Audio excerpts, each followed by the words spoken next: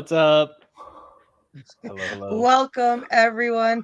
Thank you so much for joining us tonight for another fun discussion of Dead City, where we're going to talk about the last two episodes because I had some family in, so we didn't go live on Thursday night. So we're trying to play catch up tonight, and we're going to be hopefully talking about both episodes, but depends on how far we get in our in our rants and reviews.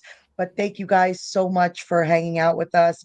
And of course, as always, my bestest friend in the whole wide world. I love you, Scarlet. Welcome, Scarlet. I Thank love you you. too, Miss Dana. I'm so happy to join you as always, and you guys on panel, and everyone that's going to join us in chat. I can't wait to dive into it. I'm just so excited about these kind of shows, Dana. I get so excited. I can't wait to I tell can you feel how it. I feel. I can feel it just oozing off of you. Right? And as always, our buddy. What's up, Mr. James? Hello. How is everyone? Are you ready to rant? Are you ready to rant? I know you like getting things out with me and Scarlet because we're Yeah. your safe space. We're your safe space. Yeah. I mean, I want to love it and I love parts of it, but overall it's just not there for me. Oh no, I mean all the zombies they gave us in these episodes, and all the confusion and chaos. What could you not love? Oh, we're going to talk about it. Yes. I love dream and of course, welcome to Brian. We're slowly wheeling him in. He's becoming a regular here on our channels, and we just want to say thank you very much for always just joining us and having some fun with us. And how are you doing on this fine Sunday evening, Mr. Brian? Doing great. Thanks for having me. Very happy to be here so I can commiserate with you guys because wow, that was a little painful to get through, to be honest. And I'm looking forward to getting into it. It's like we're all going to share our misery together. We're going to share our misery together. We're going to give you our honest opinions, our honest thoughts, because that's what we do here. We don't sugarcoat anything on our channel, on Scarlett's channel, on your guys. I know we give you our honest opinions and views of what we think about the shows that even though we love to watch them, sometimes we hate them, and it's okay. But you can still love them, right?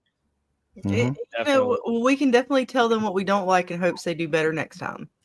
My rants, they come from a place of loving this thing. Like if I didn't have that love for The Walking Dead, it wouldn't matter to me if it wasn't good. Right. I would just be like, oh, okay, I'm just not going to watch that anymore. The fact that I used to love this thing so much and held it in such high esteem, especially the comic series and some of the games in the early seasons of the show, that it's coming from a place of love, my frustration with a lot of the spinoffs. So, people will call it hate. It really is just love plus disappointment is what it is. I'm so totally different from the three of you. See, I put myself way the hell over here because you guys love the series. Y'all are into these kind of shows.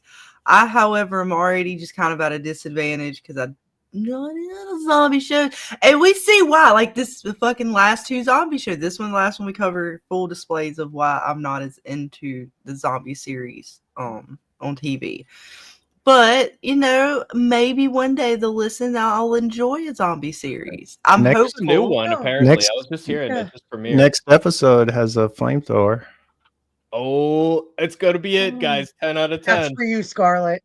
I know, Texas. It's fine. I know you're going to hold it down for us and make it all the way through season 3 of The Last of Us and let us know how horrifically something you had to deal with. Well, I heard cancel rumors. There you go, Texas. I win. Fuck season 3. About Last of Us? I haven't watched. Yeah, I hope they do. I saw a couple of videos. I didn't watch horrible. Because, like I said, I had family here all week. But there was a couple of videos in my feed talking about maybe a possible cancellation. Well, if the fans hate it enough, they might. I think if they cancel it, it'll be like, we'll do one last season. One of those cancellations. Like one more and it'll be the final. They was only supposed to do 3 and dude's talking 4 now. Yeah. And who knows, he's going to fucking try to have some weird ass spinoff shit. You can feel it in the air, right? Like you just feel it. This fucking cash grab of a fucking series that is horrible. But No, I but Scarlett, digress. like I love your opinion on this stuff because you definitely there's a lot of people like you who have maybe just heard of The Walking Dead, know about it, but never really sat down and watched a season. So you would be surprised how many people out there are like you who don't have any back history with The Walking Dead via the comic or the other shows. I mean, there are people who pick up shows, right? Right? Hmm. Especially when you could go back and watch stuff and you're not it's not like back in the day where you had to wait for DVDs, and if you're really not into it you're not going to drop the money on a DVD. But now with all the Right. streaming services you're able to go back and kind of watch these shows and jump into shows without having any so to me you have the clearest view of this because You have no I feel like nostalgia, sometimes no bias. yeah, like Right. Yeah. you're coming into this like, okay. And see, that's why, like, and we'll get into it when we get into the episodes tonight, where I was like, some of this stuff when I'm watching through it, I'm like, okay, I don't have the backstory or the lore per se. So it's like, all right, how much of this, what am I missing here? Because there's a lot of times when I'm watching, particularly Dead City, where I'm like, okay, I can tell there's something here. Like there's more of a moment than what I'm picking up on because maybe I don't know, like Negan, right? Some of the stuff that we talked about and we'll get into further about sort of his characteristics and stuff that, the lines that he has in the sand and those sort of things with the kids and everything and how those moments sort of mean more. As someone like me watching, of course, I'm not going to get as choked up about that because I don't know the full like capacity of his character. And that's my fault for, diving into this series without having any real knowledge prior. But one thing too, I want to say, Dana, before we go any further, if fuck you, Texas, I don't care about your derailment. And also a happy super Father's Day to all the awesome dads out there. Oh yes. Jim, you're included out there as you traveled safely back with your family today. So, yes, happy Father's Day. Hi, Texas. Yes. Fuck you. You didn't derail me too far. And I got the happy Father's Day, and we're still talking about the episode. Yeah, Dana brought it back. There see? you go. Yeah. So anyways, The Last of Us. No, I'm just kidding. Right? What's up, Cinch? Welcome, Cinch. How's it going? Hello. We have 2 episodes to dive into tonight. So it's not like our typical weekly, show where we're just talking about a single episode. So we have these 2 back-to-back episodes. And I feel like they had a couple of maybe okay moments. So I don't know if you guys want to just talk really quick about, whether what you think about them while I pull up the screenshots and we'll get started. Yeah. I think that it was a steep decline from like episode 4 to where we are now. A lot of dead air in these episodes, a lot of very forced kind of conflicts going on, drawn out scenes again. Yeah, when it feels like we're at a point where the story should be like done already. I'm like, why are we still invested in this? I don't know. So and very sloppy execution, and the writing is just like downright nonsensical sometimes. Well, I feel like these last 2 episodes, I don't even remember much of episode 6 as far as like anything major that I'm like, okay, I really latched on to. And then the last episode was completely fucking I gotta rewatch that. I'm still fucking lost. So that's like fair. What I forgot. So in episode 6, they get teamed up with what's his name? Oh, Bruegel. Yeah. So other than what Chick died at the end, them teaming up with her, or us assuming Chick died at the end. Hang on, let me correct that. And them teaming up with him. I mean, we really that episode was all about like just rearranging the characters and where their alliances are at. Like otherwise, there was really nothing, I think, meaning. I mean, there might be some meaningful moments, but to me, as far as like story-wise, really meaty stuff, there was nothing to me other than, okay, now we're just shuffling everything around. Yeah, it's like Pearlie, Maggie, Herschel, they should all be heading back home at this point. There's really no reason for them to care about the methane. Like it was such a kind of forced plot element, to keep them here. even though they can't bring it back themselves at this point, you know, even if they team up with Bruegel, you know, he has all the manpower. He's just gonna keep all the fuel, right? So it seems like a pointless plot line from their point of view. Okay, this methane. Like, what are we talking? Like, you're just gonna be able to go get barrels of this stuff, plug it into your car, or plug it into something, and like everything's gonna work. Like, don't you need people to know how to like work these things, convert these things, do something with it? So what's the point of having methane if you have absolutely no idea what the fuck to do with it?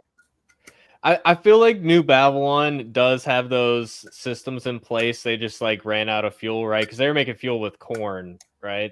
And the corn's run out. So they do have those systems in place.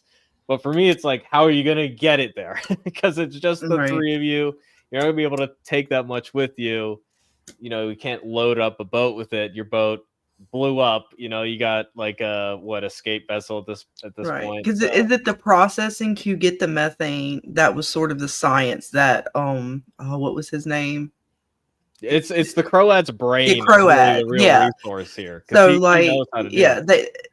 Which is weird because Negan kind of lets him go, right? Like gets rid of him essentially at this point. Tells him to leave. Oh yeah, we got to talk about that scene too. So that's what I'm saying. This whole episode was just like really shuffling everybody around, and I don't understand the shuffle, like where they're going with it. It doesn't make sense. I figured those two would. Yeah, he fought him, but once he beat him, I figured he would keep him the same way he was with the Dom, because he still, I thought, needed him for the, you know, but he wanted to have the power, right? Like once Negan got back to his power, I figured he would keep him as the little rat that he was. Yeah, like Negan went from prisoner to being in charge of these groups. Like they don't know him at all. Like why are they taking orders? It was this right here, right? Because Croat told him, no, I got him. Like, you know, battle of the bosses, the biggest boss wins something or another. Who the fuck knows? It was supposed to be like that battle was supposed to somehow signify like Negan's now in charge. Well, he wasn't even trying though. Like the Croat was not even trying. He's like swinging it. It was weird. Sorry.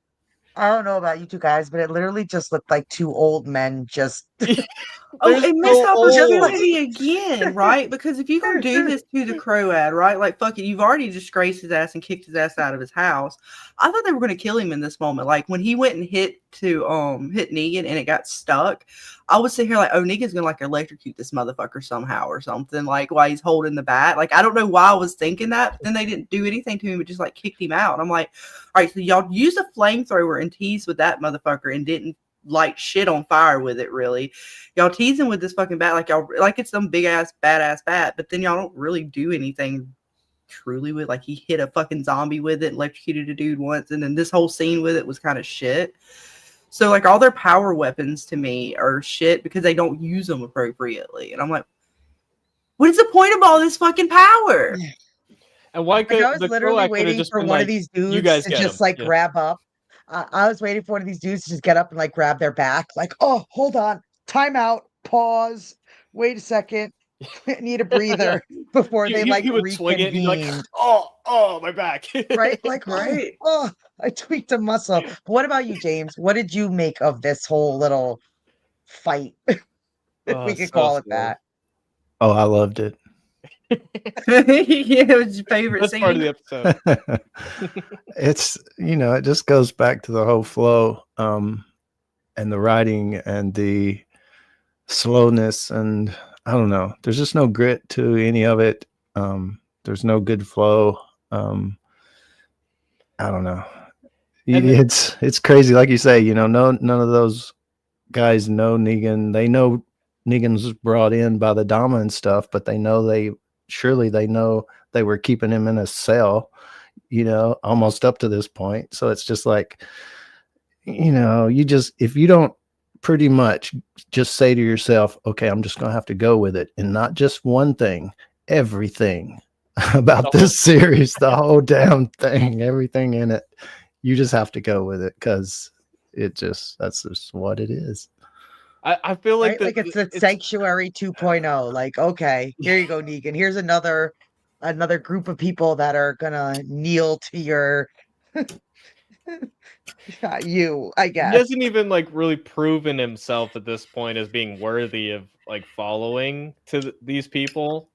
And I think it's a problem with this whole franchise at this point because it's been a recurring thing where it's like I said I'm the leader, so everybody's just magically going to listen to me, right? It's like, that's not how it works at all. I mean, he's got a reputation, and I think a lot of it is, and not just with this particular thing, but a lot of things about this season, they just, you know, as a viewer, the producers or writers are like, you just need to know that and go with it. And there's a ton of stuff that we're implying here with this one little thing, and it just doesn't flow well because you're trying to imply it like, hey, Negan is known all down the East Coast because he did a lineup and he killed this girl's husband, and you know, there's these stories about him, so he may have a reputation, and maybe that's what they're kind of banking it on. That, and like Dana or whoever was said, the battle of the bosses, you know, and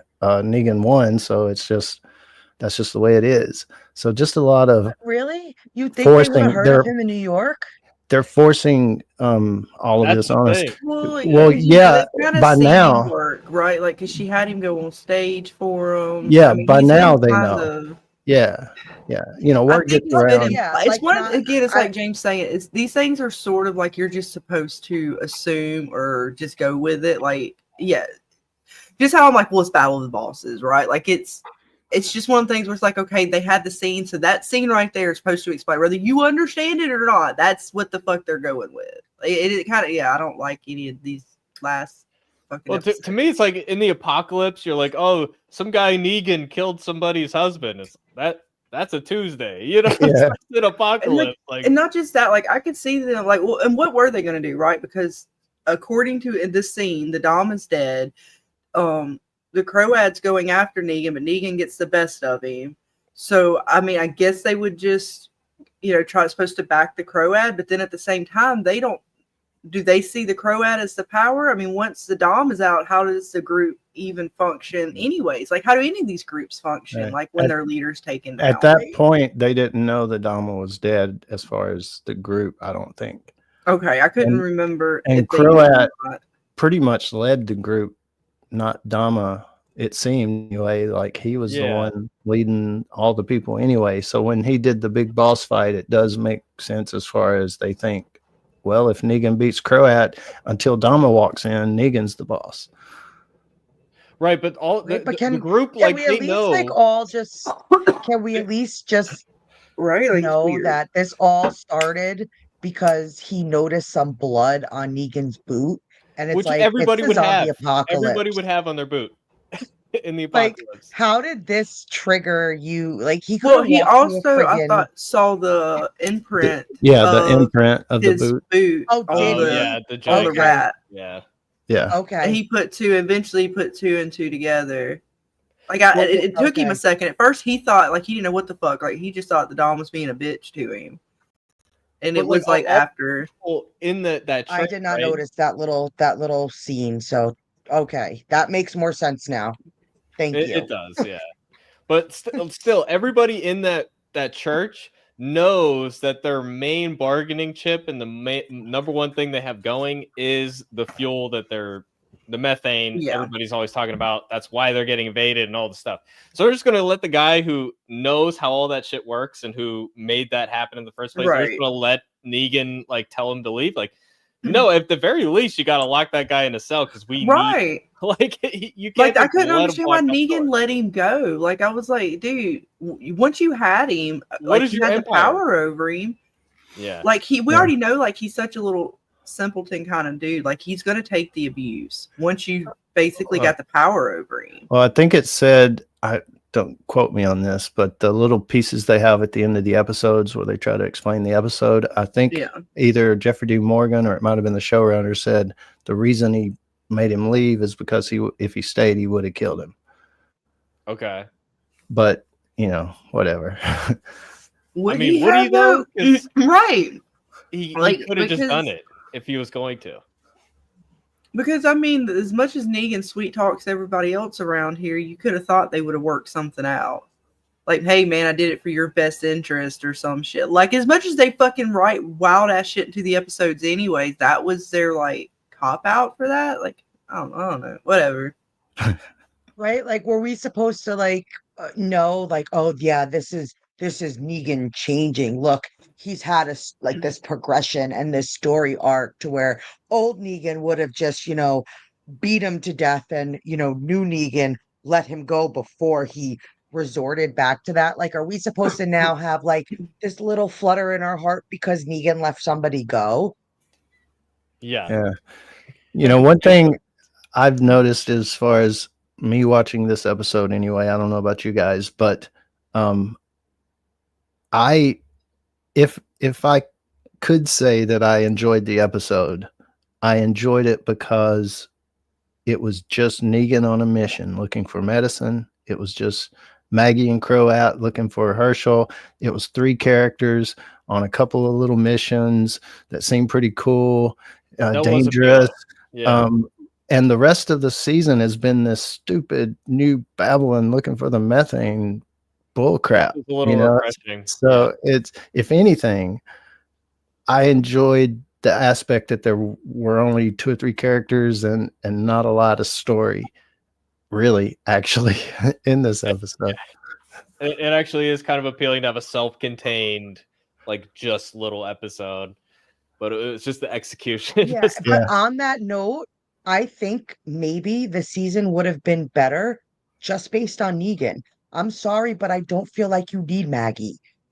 Like, it just makes the season more awkward. It makes the season more unbelievable with how like they would just somewhat work together, even at the behest of saving her son. And like now she's like, I've had so many chances to kill him and I couldn't do it. Like, what? Obviously, because you two were working here together. Like, we didn't even need that whole monologue of her like, oh, you know how many I wanted to do it too. And like, we obviously, the fan base, and maybe that was just for people like Scarlet who maybe didn't know that like their full history of stuff. But even in that moment, it wouldn't make sense to them because they don't know, like, okay, you had this history. Right. So like, she never came off as the aggressor towards Negan, and especially this season. The chick, the younger girl, and the other guy from New Babylon were the ones that seemed like they had more at stake for their own reasons. Like he had to do it because he's going to get his ass in trouble with New Babylon if they fucking show up and Negan's still alive and kicking. So he was trying to, finagle it so Negan can stay alive, but they still got to get the methane. They got to do all this shit. So like it's kind of messy. Like I don't know where they're going. There's no stakes at this point at all. Yeah, and this dude, they decided to what is the point us. Of him I don't know either. He's now Negan's friend. Like I don't. Will Dama team up with Bruegel, or are they on 2 different sides? Like I'm doubting that she knew that Croat was going to come in there and push the candles over or push her back or whatever. Herschel she planned it all along. Right. That couldn't have happened. So that was a last minute. Herschel was there and saved her. And in the last minute, she said, let's put a zombie down there, burn zombie and fake my death and stuff. So what's her plan now? And she did all this about the Croat, even fucking like, I know he freaked out a little bit, but God bless, girl, you just, Herschel snuck in. Nobody noticed. She bit his finger, like she was kind of an aggressor in that situation. She likes to bite. Yes, that was their little callback to this guy. That's why he even called it back again. Like, oh, I think it's because of the comment about her biting. She locked me up. What the fuck? God bless. And it was really just because they couldn't find a role for this dude after that, so they just needed to lock him away. I think I said it when Negan found the dude in the locked up. Yeah, in my review I said, oh, I totally forgot about this guy. Yeah, if he had never been shown again the rest of the season, I would have never realized. I just assumed they killed him or something. Like he just like. But no, like for a quick second, I was like, "Ooh, what's behind the door?" I know, because I was like, "Ooh, maybe we'll see a familiar face." They'll bring in somebody from the main series that will. And I was like, "Oh, it's this dude." Like, really? Literally, they just need someone for Negan to talk to. Yes, to tell right? its conscious to. Exactly. Yeah. So sad. Because there's no other named characters in this whole area where he's at right now. The violin guy died, so this is the only one he can talk to. Yeah. Right? I guess he's taking away Negan's friends. They replace them with these people, and you're just like, I have no anything with this dude. He was like the history dude or whatever, writing all their shit down. Like, okay, whatever. But he was just 10 years old when it all happened, and he don't remember nothing. Right? He just don't remember nothing before. So sad. Poor guy. Oh, he was just. They wouldn't even let it. Look, it was like first time happened. somebody. This moment though was okay. I kind of enjoyed it when he gets to drink the alcohol and Negan gives it to him, because y'all remember when he was sitting at the table with New Babylon and old bitch lady wouldn't give him a cigar. It's like they wouldn't let him participate in these sort of reindeer games, and then Negan's like, "Here, man, I'll let you drink." He takes like 2 fucking back. He like backs it twice, and then fucking Negan's like, "All right, let me do that, kid." Like, all right. Oh, it was slightly comical, but again, he has no meaning to us, so it's just like these stupid little threads they connect, but they are again meaningless to us as far as like emotion or any kind of like. I don't know. He's just kind of like all pathetic, people to right? Right. Yeah, like, is he gonna be some like up and coming, like he's gonna save the day, or he's gonna do something like I don't even know how he survived this long. I feel like the character arc is supposed to be like, oh, he's the guy, he writes things down, he remembers things, right. He cares about the history of places, and then he would be like, oh, I studied this thing about New York, so I remember we have to go here to go through, there's a hidden passage under here. Like, I thought, oh, if I was writing it, it'd be like, okay, well, he comes up with something that nobody else would have known, and that's his strength, Right. But he'll probably don't die. seem to know shit either. He's still learning. Yeah, he'll probably die protecting Jenny when Burgle attacks or something, so he'll go down a hero. What's up, Dark Elf? What's up, Dark Elf? Like, welcome, why don't guys. they What's lock up, babe? her in, because she could turn any moment? Yeah. And then it was like this whole thing. Okay, so they're making it out to be like, Maggie's whole stuff when we get into the next episode, that she was like sleep deprived or whatever. But it looks like she was pretty. Yeah, she was sleeping just fine. Cozy here. Like, she got a couple hours of shut eye. Dana, you're not supposed to notice things like that. Did I just ruin it? Like, how much time passed between this episode and the next one? Right, like she's sleeping right there. Right, see that none of this shit makes any sense. No. God damn it. All right, so we were talking about this before we started, everybody who's watching, and we're all like, all right, what the fuck? The next episode, we're like, okay, all this fuckery's going on, but if she's sleeping right here, how the fuck is she that fatigued? They're going to piss me off. She was now, like because I was sitting here thinking I missed something. And I'm showed her kind of like open her eyes, and she was in that REM sleep. Like, she was in a deep sleep because she like opened her eyes and was like, oh. Yeah. They were trying to play it off. You got a little bit of shut eye. Right? You wasn't that fatigued, man. Come on. Right? And then, like, fucking Herschel, I'm going to poison everybody. Like, he's just this, I don't know. Like, I just want somebody to smack him. I just want somebody to smack him and be like, get your shit together, kid. Get your fucking shit together. Like, stop with this whole, you like this old lady shit. She's out of she's too old for you. Like, she could be your grandma. Like, stop. Like, just stop. I get his whole frustration with Maggie and Negan being the person that killed his dad. But, like, dude, you're in the fucking, like, apocalypse type of situation. Well, in his philosophy, the old world was worse, which makes no sense. Oh my God, he just comes off like this whiny fucking brat that just needs his mom to beat his ass. Like, he really does. He all he does is throw temper tantrums, and his obsession with I'm like, ew, gross, ew. Yeah. But still, I mean, it's Maggie. She's the dullest, crappiest mom in not just the apocalypse, but the whole universe of universes. Damn. I mean, let her have it. Hey, I'm going to take my kid to this broke down, busted Right. up piece of shit place that barely has any food at all, instead of going to Commonwealth where there's other kids to play with and ice cream and Because I want to be in charge. fuck, man. If she thinks about her kid even Dave's getting serious. a tenth of what. That's the thing. The show is writing it where it's all about my kid. It's all about my kid. Well, if it was all about your kid, you would be safe right now. Yeah, you'd be a better mom. Yeah. Living at Commonwealth. I mean, she's supposed to be the president at this point, I based on the comic, right? And that would have been much better. Sorry. To all the parents out here, including you, Scarlet, if your child pushed you the way that this child pushed his mother, are you honestly mean to tell me that doesn't warrant a slap of some kind?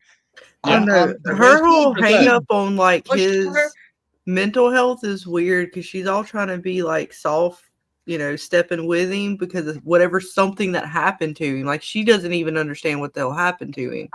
I'm like, no bullshit. You either tell me what the fuck happened or we're gonna you get your ass up and keep it moving. I don't know. You're grounded, young man.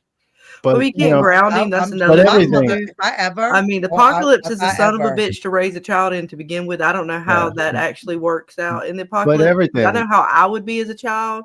I bet my parents would already tell me, get your ass out there and go play with the zombies. Find out. But from the opening scene, don't throw the knife sideways, throw it overhanded. From the very opening scene, it's like everything. You don't know what the fuck she's doing, and he's right. Everything that she's doing seems wrong to him. Wrong to him. Not his way or the way that it's like in the last episode 7 that Croat said, "Oh, when Dama said we're going to use your toe to persuade Negan, and then when we're done with Negan, hey, maybe I'll let you kill him, or something." Right. So he willingly gave the toe, hell yeah, let's fuck with Negan. So Dama's giving him power. Toe. Why does it have to be his toe? Yeah, because dead bodies everywhere. Zombie fire built off the dead bodies. Oh no, this child just is I don't understand that. And and then that poor little girl, man, she fucked around and found out. Now she's all fucked up. Well, the Ginny girl, that's another example where if the writing was self-aware, they would have had Herschel mention at some point, hey, you remember that girl who put a gun to my head? Why are you so intent on helping her and nothing's wrong? If the writing was self-aware, he would have mentioned that and she would have been like, oh yeah, I did do that. Yeah, right. Again, they act like nothing happened. It's fine. She just, I understand. Yeah, it's all good. It's the apocalypse. It happens every day. It's cool. No worries, man. Yeah, we on the same team. It happens. Hey, if that was Carol, still, her, that was Carol. Had been look at the flowers. Yeah, right. Look at the flowers. But at least her teenage temper tantrum is a little more justified, and she's still not coming across like a kid I want to just smack. You're still you do feel for her a little more than you feel for Herschel. Yeah, I don't even feel there's some characters in other shows where you love to hate them and I just want to smack that kid, but it makes them interesting. I don't feel like Herschel is interesting. Right. No. I just don't understand him completely yet. I just don't really get it. The Dama makes no sense character. Because it's the weird struggle between Maggie and the Dom in his head. Because he still seems like he cares about Maggie. It's not as if he doesn't still want her approval. But then there's that some other weird. Because he cared. He cared enough that once she caught him, it was like he felt like a kid when a kid gets caught doing something wrong, and they, your parents going to get on to you. But he did not want Maggie around. So he helped her with the bear and everything. Right. Yeah, if he didn't, and even at the end of the next episode, when we get into that, that kind of further shows when we see the Dom and all that. So I don't understand what he wants. He came back for the Dom, or did he? Did he come to try to still stay with Maggie, or both? When he decided to come over with them, I don't know what his motives are fully, because they're not. Or maybe I don't know. I feel retarded watching these shows lately. The show treats us like we are. So, Yeah, I'm ignorant or something to what the hell is going on here. And I mean, we did pretty good on most of these shows figuring shit out, but I'm just, what the fuck is going on? And the bear, this was supposed to be some big ass fucking scene. Everybody kept talking about this fucking bear. That was it. Yeah. I will say the CGI was better than I thought it was going to be. Not that it's great or anything, but it's passable. You know, the only thing that I feel like a lot of people might have got the impression that it's a zombie bear because, like, right, he was all jacked up. Well, see, I didn't know. That's again, like, I didn't know what the fuck. I was like, okay, this is a bear. Was it a zombie bear? Like, it's just jacked up. What the fuck is up with the bear? Yeah. What was screwed up to me watching the whole thing was. And again, I shouldn't even be. I should just go with it. Just go with it, James. Don't think about it. Is that Bruegel? They were at Bruegel's place, and it was like they were the only ones there. Like there were no guards. There were no anything. It took out really the guard. loud. Right? There's a damn bear. Well, And no, the bears took bear out the guard. No. We got to talk about that. The bears took out the guards, right? Like they talked about it earlier in the episode. Yeah, she got her ass taken out. No, you mean to tell me a bear pushed this lady down and like out? Yeah, what? The bear's made human. No fucking Dana, no, it's a human bear somehow in a suit. You would think by the time they went to bed, Bruegel. they would have known that guard got attacked. And I assumed it was Bruegel, and then like they showed the bear, and I'm like, oh, this is one of Bruegel's bears. You know, he trained the fucking zombie people, person/zombie. I mean, he wasn't a real zombie, right? It's not a real bear. Watch, we're gonna find out. It's a human in a bear costume that Bruegel set up. Yeah. Wait till next season. It'll come out. I don't care like how safe your location is. You have night guards. You have people watching. Like, but he acts like he ain't got no fucking security for all his shit that he's got. He done won all the fucking battles, all the weapons, all the bullshit. And again, I still wonder, was it a bear? Because fucking Bruegel be doing some stupid shit anyways. I'm thinking he done released some shit. Get a robot. Or did this supposed to come from the zoo? Like the fucking zoo bear just all of a sudden shows up? Or just some random I'm going to fucking like really go off about this bear because I don't understand what the fuck it just all of a sudden popped up. I'm assuming it's something to do with the zoo. I think it had to do with the zoo. Because they made it known for what's his name to like mention, oh, there's a zoo, there's this, there's that we didn't see, but we heard. So they like kind of set it up. Zoo, right when they got off. Are we going to get a giraffe or something pop up in like the next season? I mean, we just they can't because Last of Us did the giraffe. They can't do it. At least we got giraffe in the Last of Us. Well, a lion or a tiger, bear, oh my, I don't fucking know, but again. Throw it in there just like the zombies, right? Like it's just in there for furthering, I guess, nothingness, but you know, whatever the fuck they decide to further their characters along with. The sad thing is, like, they could have designed a whole episode around the bear instead of just having like one scene where it's just like a contrived kind of forced plot line that just drive the conflict along. Like if they had a whole episode where people are getting killed off and they're like, what is it that's doing this? And then, you know, you hear it in the distance, people screaming. Like there's a lot of potential. They don't even have to show that much CGI bear. Like they could just like you hear it in the background. And, you hear the sounds and stuff. Or you just see all the ripped up scratches and shit on the ground. You don't know what kind of claws it is. Like, what the fuck kind of creature is it? And we're saying, because me and Dave would be thinking it's some kind of creature, and no, it was a bear. Like, you pieces of shit. But no, they didn't build it up at all. It was horrible. It was just there. And then it was they had that scene at the beginning with somebody getting killed, and then they had this at the end, the big climactic scene, and it was like so easy to defeat, you know? Like, because it was there, it was gone, it was whatever. Furthering nothing along, but something. I guess. Yeah, it had potential, you know, like, I mean, it's not the worst idea ever. It's like, oh, let's have a crazy animal killing people. Like, that could work. But not in this case. And it was the biggest thing talked about. Like, when people saw the trailer, like, that was the thing people were, like, waiting for. Oh, let's see what they're going to do with this bear. Yeah. Like, and they made it out to be like, it was going to be, like, this big, like huge thing, and it was just such a letdown. Well, it's a bear. Like saving Maggie, they should have had like they set up Maggie's the mama bears, which means like she'll snap and go insane and kill a bunch of people to save her son. They haven't really had her do that in this show.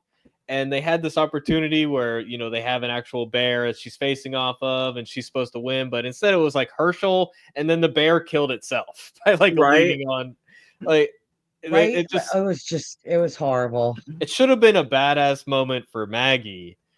But right, like because they were in that room where the zombie do the fighting and stuff like that. You could have, I mean, they don't have like a lingering weapon or something lying around that she couldn't grab and chop the head off or something, an axe, nothing. Well, she threw a sword at it, didn't she? It's just something that I've seen in a lot of shows, like The Witcher. Netflix had him throwing swords. Like, you don't throw swords. Like, that doesn't work. What is that going to do? You're better to throw a book at it, I guess. What the fuck? Really? Yeah.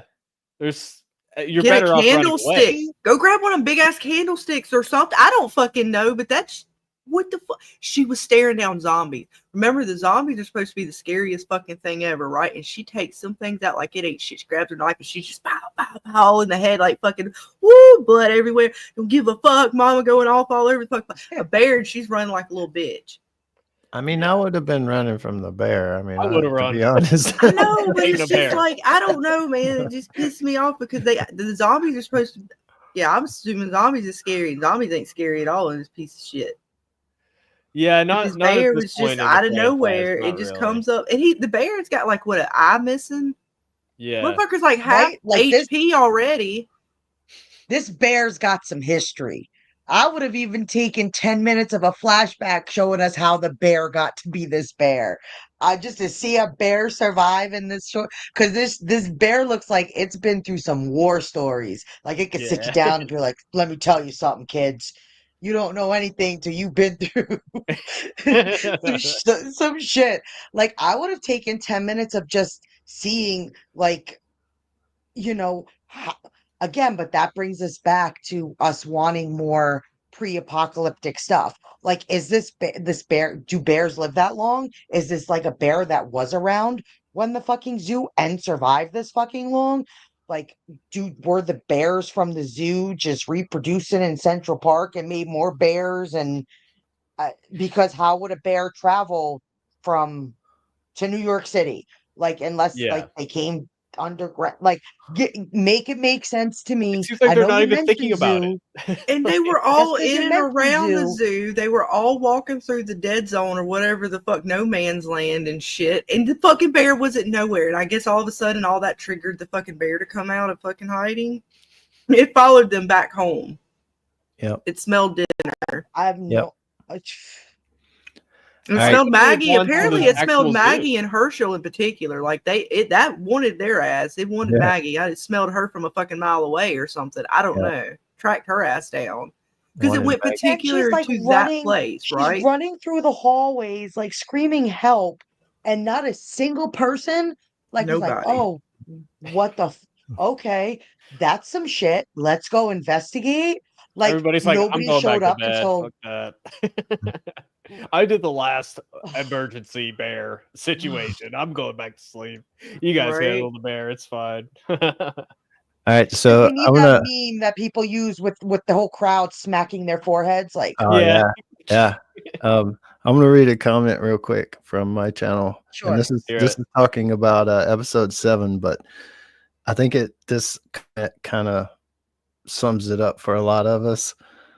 I just finished watching this episode. I wanted to buy a ticket, fly to New York, find that window that they were up in, and jump out of it. This was the worst episode in any of the WDU that I can remember. I hated all of it. I don't feel like episode 8 is going to help me in any way, but I'll watch it. Good comment. I agree. Good start. They get stars. It's brutal. I don't think it's the worst episode of Walking Dead because we've had a lot of clunkers, Tales, The Walking Dead, Fear the Walking Dead. But it's definitely up there. Yeah. Episode 7. Why does Maggie all of a sudden want to jump off a thing? Like, why was that? Well, I didn't understand that at all. So the Croat said that the fear of heights is really the reluctance to jump, of wanting to jump or something like that. So that's why, in that one scene, it kept showing her feet and getting right at the edge, and like I'm just going to do it. Like, why does she all of a sudden have that thought. Like, it doesn't make any sense. Plot, Plot, Don't ask questions. Don't ask questions. Right. Just consume product. Oh my god. Right? just be happy with what we give you. Yeah. They just want to smack it out of their hands. Like, don't give me that shit. Just get away. So we got Negan. I forgot about Negan's family, dude. Like, that's so frustrating to me too, because I'm just like, get on the fucking boat and leave with them right now, because that is your only motivation in life, and you're just, it's so. And he sends them away. Make them go back. Like, what the fuck, dude? Why? Why are you here? Why are you doing anything at all? It's like he's teetering. It's like he wants to be old. It's like the internal struggle of Negan. Does he want to go back to being, Negan the savior, or does he want to be Negan the daddy? And like, give me a fucking break. Like, I would have rather have seen a spinoff with him and his family getting into shit. Like, I don't like Maggie, Herschel. Such a garbage fucking side to the story. I would have been more interested to see Negan doing something with his family, them having to get through something. I don't know anything, but I think a Negan solo story would have been so much better than Negan with bag Maggie. of fucking rocks, Maggie. Dude, you can't even say like, oh, he's trying to protect his family, because he just learned this season that him being separated from them didn't protect them from anything. Like, actually, him being with them would probably protect them way better. So at this point, it's just him being a weak person and just being like, I can't be trusted with this or something. Like, I don't understand really what that. The point was, like, we know that the fans don't really care about his wife, so we're just going to keep the storyline going without her. I thought she wasn't going to show up in this next episode, because they only showed her back here, and I was like, oh, okay, they just couldn't get the actor or something. But then she shows up in the next episode, so it's just very contrived. Like, you don't need Maggie and Herschel in this series. Like, it would have been more interesting to see Negan and his family maybe traveling because of whatever he was going through. They do end up in New York. They come across the Croat, and them use his Like, that would have been more interesting than Maggie going to get Negan to help her get Herschel, and then like season 2, his family's threat. Like, why do that at all? Like, you took his family out, and the threat was Herschel, and now that's taken care of. So we need another threat, and now you bring in his family. Like, it's like they're trying to make a line, but they're just going in squiggles. Yeah, I mean, they didn't even really properly establish Negan and Annie in season 11. Like, I don't care about Annie. I don't care about his kid. As a fan, has been there forever. Like, I care about Negan because I like the character, but they didn't even show them like meet. They were just like, oh, I have a new wife now. So using that as a storyline is very weak.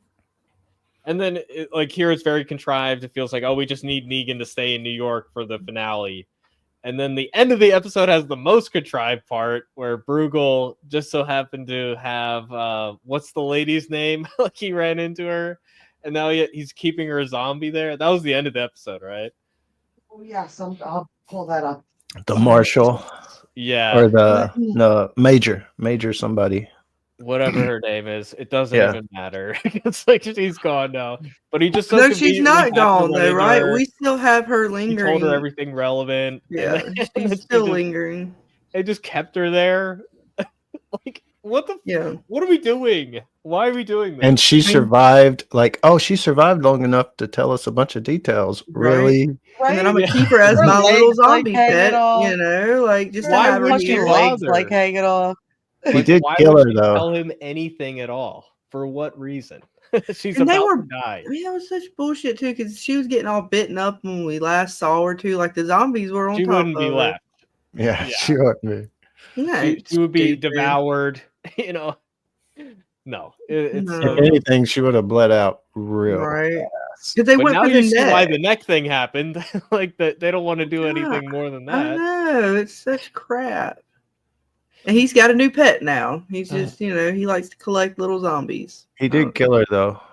Did he? I didn't did. remember. See, that's how much Yeah. these episodes linger Yeah. in my brain. He killed her with the watch, which is like, I guess Oh, that's right. it, but it's like, why would you have it in the Again. watch though? Because now the watch doesn't look nice. It's only like an inch long. That wouldn't even get to her skull. No, That's what I was thinking the same, James. I was like, how does that even work? it wouldn't. Like, Like, you have to have I mean- at least a deep.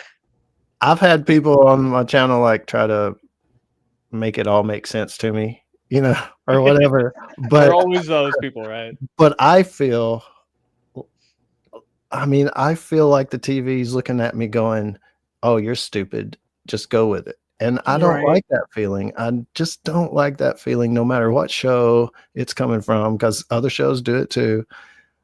And I just don't like it. And that's a, like Brian was saying, like, I have TWD Explained. I love The Walking Dead, but come on, it comes to a certain point. Like, the only time I ever stopped watching Walking Dead was Fear the Walking Dead, the second half, I want to say, of season 5. If you go to my channel, you won't find any review videos after the mid-season finale of season 5 till the That was a start of bad season season. 6, because it was just, ain't no way I can get on a microphone and talk about this stuff. What do you want me to say? It sucked. There's my video. Have a good day. There was like one Like, decent Fear episode in season sucked the 5, and that show. was it. It was bad. Season 5. So, and the writing is kind of getting that way again, and it sucks. I hate that. Well, I hate Like, all I'm their willing to accept payouts. a thing here or there, like, oh, that doesn't make sense, but it's cool, so I'll allow it.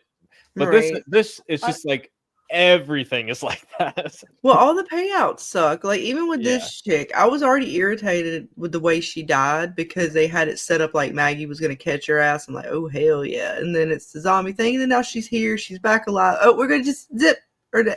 What? This bitch was fucking. I wanted to have a goddamn good payout with this shit, man. What in the hell? And even with the goddamn Dom, like, when we thought she's dead, right? Like, I'm sitting here thinking, are you fucking kidding me? Like, it's like a repetitive pattern of like setup for something, and then the payout is just so ridiculous. I'm like, really? Well, if you want to look through the whole thing, the whole Walking Dead seasons and everything, they repeat stuff so many times. And you can even look at this episode for an example. The Dama getting burned could match Madison getting burned in a fire that she shouldn't have survived, but she did. And things like, made sense back then, more so than it does now. And if you watch Daryl Dixon season 2, the main bad guy died before the end of the season, and there's several episodes left. So we're like, what the hell's going to happen? Well, the second in charge is now the main bad guy. Well, they died a couple more episodes later. Well, what now? Well, the third guy in charge is now the main bad guy. And so you're just like, what the fuck? And that's what I felt about Dead City season 2. It's like, well, the bad guy's dead, but the second in charge is now the main bad guy. Well, now she's dead. And it's shifted the bad guy to be Bruegel. They used to do it so the underling would die first. Right. But now they just go down the list, and now it's Bruegel. Bruegel's the bad guy. Like, the bad guy shifted 3 times during this season. Right. I kind of like Bruegel, to be honest. Like, I don't hate him. It's just very unfortunate, because these type of shows, they don't do well with plot armor. In these type of apocalyptic shows, you need the fear that anybody could die at any moment, because it's an apocalypse. Like, it's an apocalypse. Now, mind you, for The Walking Dead, Rick was the main character, and in his story, he was the one that you followed as long as you did. So technically, he's the only one who should have had plot armor, if you really want to think about it. Yeah. But in these type of shows, you need that kind of fear, and that's why I always hated when Walking Dead was around. Oh, if Daryl dies, we riot. What? Yeah.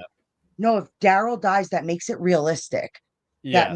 That makes them, because now you don't know who's. So when you get into these situations like Maggie on the Sky Bridge, you actually have that feeling like, oh my God, are they actually going to do it? But now you sit here like, she ain't going to die. Yeah. I was rooting for the glass to break. I was rooting for like Negan to get eaten by the kids. Like, you're sitting there for it. you you know she's not going to die. So it's like, are we supposed to just sit here and be like, ooh, I wonder how she's not going to die? Nobody gives a shit about that. Everybody's just like, oh yeah, they saved, like, yeah, they got a ladder, saved her from the fucking shit, and it was weak oh, little anyways, because girl. she's all freaking out, and then she's not freaking out and killing a zombie, and then she's I'm back to panicking a little bit more about the heights. Oh, there's a zombie. Hang on, I'm back to being Maggie again. Ooh, watch this shit. Pow, pow. Oh no, the glass.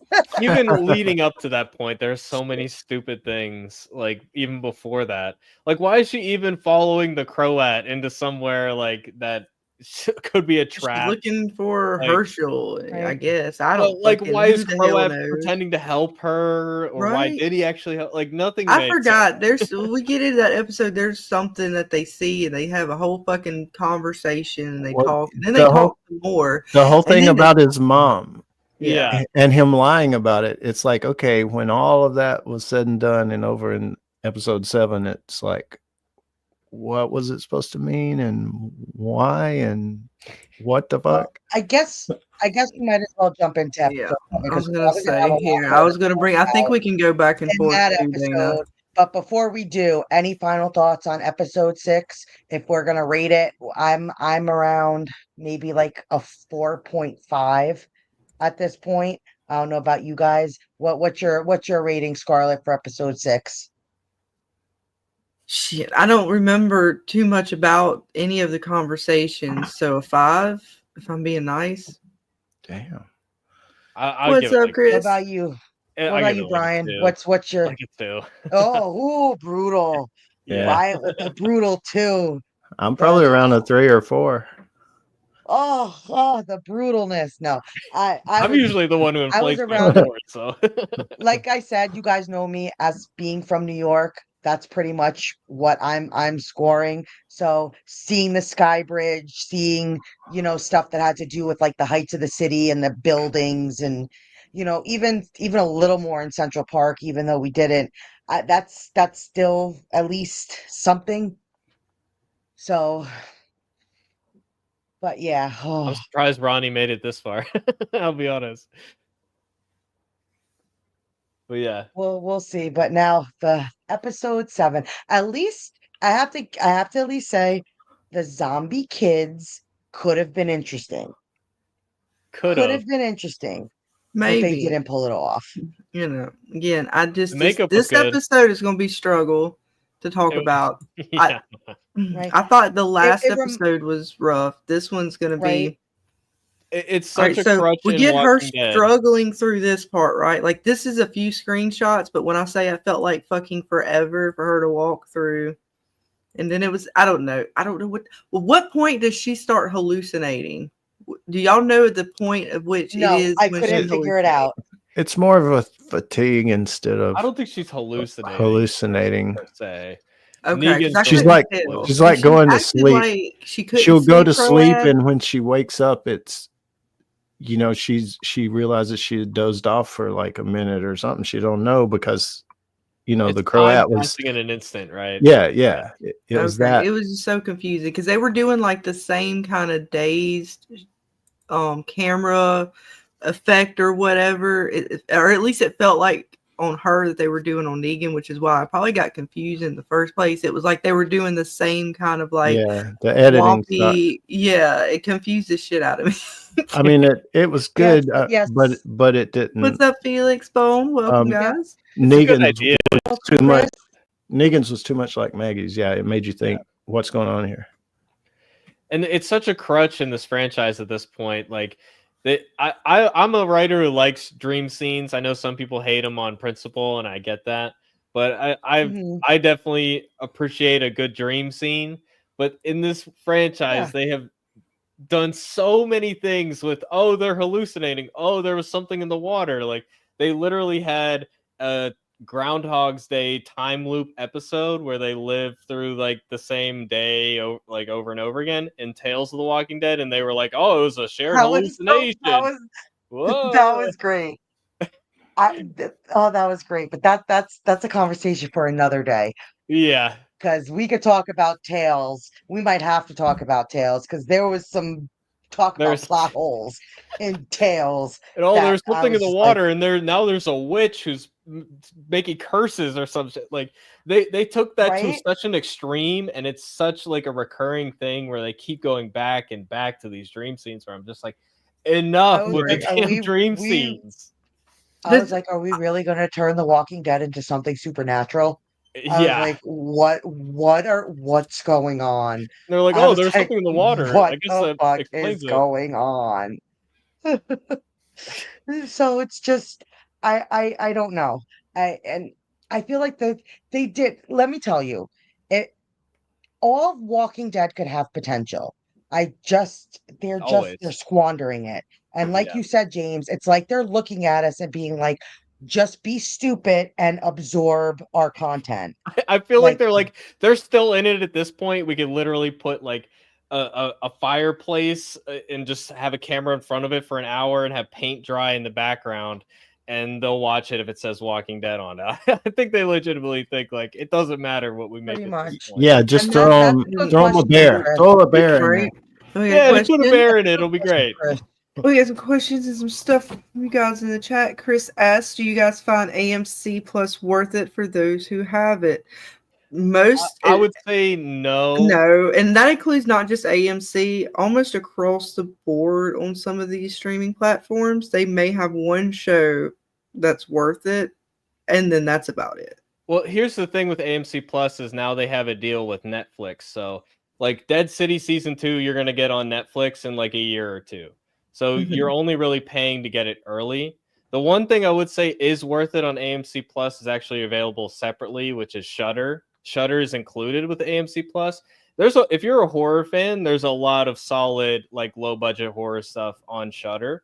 So I recommend that. They put out a decent amount of like pretty good horror movies every year. So Shudder is definitely worth it. AMC Plus as a whole, I would just wait for Netflix if there's a show you're interested in. Yeah, it depends on if you want to watch some old movies and some other content that they have. Yeah, like there's myself, good stuff on there for sure. I mean, I've saw a bunch of them, and things like that, and I don't have time to just cruise around and just watch stuff on the fly. My list is too long of stuff I want to watch, so I never open it except for Walking Dead. Yeah. I want to watch Dark Winds because that was a really good show. I haven't seen season 3 yet, but yeah, I'm behind on it. It is a good show. It is a great show. So season 3 should be good. But if Shudder is what makes you interested in it, streaming services, it's like a few dollars less a month, so you can get Shudder by itself for a little cheaper. That's a hard question to answer just because with some of these streaming services, it could be a hit or miss. So it's like, and if you're paying for something that you enjoy, like I literally just get the whatever it is, MGM, their app just for From. I haven't watched anything else on it because I hate to say it, but my husband has given me other ways to watch stuff to where I don't have to sit there. Yeah, a lot of people pay. do that because, like, even when we're watching a lot of the stuff that we cover, Dana, like, we'll have one show on each one of these different platforms, right? And then that's about it. Yeah. And they'll come, maybe you'll have throughout the year on each one, you might have 2, possibly 3 shows throughout the year that you're going to check out maybe on the wide variety of streaming platforms that we have nowadays. And 3 is stretching it. I mean, And that's why I said 2, maybe 3, and I was like there may be one platform at one time where I had like 3 shows throughout the year. That's like throughout the entirety of the year, and as they're starting to make these shows, as far as seasons are concerned, smaller, it's even more ridiculous because now you're like, okay, if you get 2 shows out of a year and they're only 8 episodes. Because we're getting down we're getting down 8 episodes a season now. Where when I remember when me and Dana first started with From, as far as like hanging out over at Jeremy's and stuff, we were still getting around those 10, maybe even a little bit more episodes depending. But now it's like shrinking even more. And I'm like, what are we paying for here? Yeah, exactly. And then it's like they want to give you the whole, oh, here's some ads. Oh, but if you want to go ad free, chalk on another $5. and stuff like that. So in this day and age, with the way people just don't have enough disposable income, like it gets really, really hard to cover to get all these apps. Right. Like, and it's like the only app I truly pay for because I get access to Asian shows is Netflix. I actually subscribe and pay for more streaming services where I could watch Asian stuff Right. than stuff here. So because and it's just the reality that I see right now. The Asian side of it are putting out better content than we are. Yeah, Korean especially. And Yeah. just to throw out a website, this may be corny, maybe everybody knows about it, or other types of sites. So I may be just saying something you guys know already, but there's a website, tv.garden. tv.garden, and when you go to it, it's like a 3D world, and you can click on any country and shows from that country will come up, and you can click on them. And they've got dedicated channels to news, to certain shows like Little House on the Prairie, and different old shows they'll have just streaming constantly. They have a Walking Dead universe channel, and the Walking Dead shows stream back to back. And as far as I can tell, I've only checked it a few times, but it looks like they start at the beginning and just run all the way through all the seasons and just they have like over. A live channel on AMC Plus too that's always doing that. Yeah, but it's got a Korean dedicated channel or two that shows those Korean movies and Korean shows and stuff. So that's just a free source if somebody don't have the money to. There's always Tubi streaming as well. service. Like Tubi's got solid stuff on there. So there's a few things out there if you. Freevee, I think, is another one. Yes, Freevee it's one I've heard of. So it's very hard. Like, especially now, throw kids into the mix. Now you got to get stuff for them. So it's like the apps can pile on to where at the end of the day, if you really added up all the apps that you try to get, you could well reach $100, $200. Yeah, you're probably paying more than you paid for cable. Definitely. So that's why you got to do one at a time if you're gonna pay for them. If you pay for AMC Plus, the only show I can really like, my favorite show I've seen on there was called The North Water.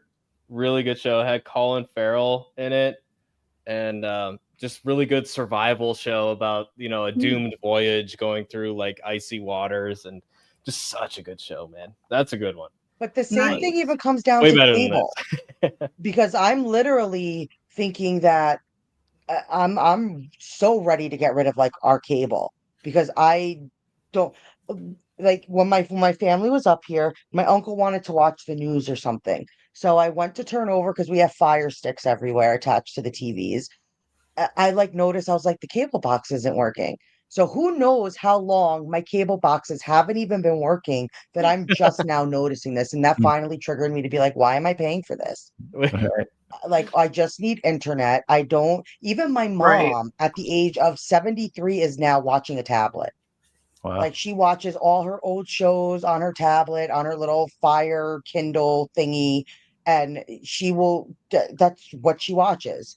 Even when she's sitting in the living room, I've shown her how to use the Fire Stick to just go and watch whatever she wants to watch. She was like the last body in the house actually watching something on cable. And now she's even transitioned over to a tablet and like her phone and stuff. She wants to watch Young Sheldon. She has a way to pull it up whenever she wants to watch it. She wants to watch, like you said, James, Little House on the Prairie. She has ways to. Right now, I think she's watching Maude. She's in a Maude kick. Right. So it's like she has access to the stuff she wants, and I'm like, why am I paying almost $300 for 75% of it being towards all this cable stuff? Yeah, especially when a good VPN is only $20 or less a month. Just saying. Right. See, Chris asked, you guys interested in the new Dexter show? I have not checked it out, but I know a few people have mentioned it. I haven't seen any Dexter at all, so I am not a Dexter person. I mean, I know of it.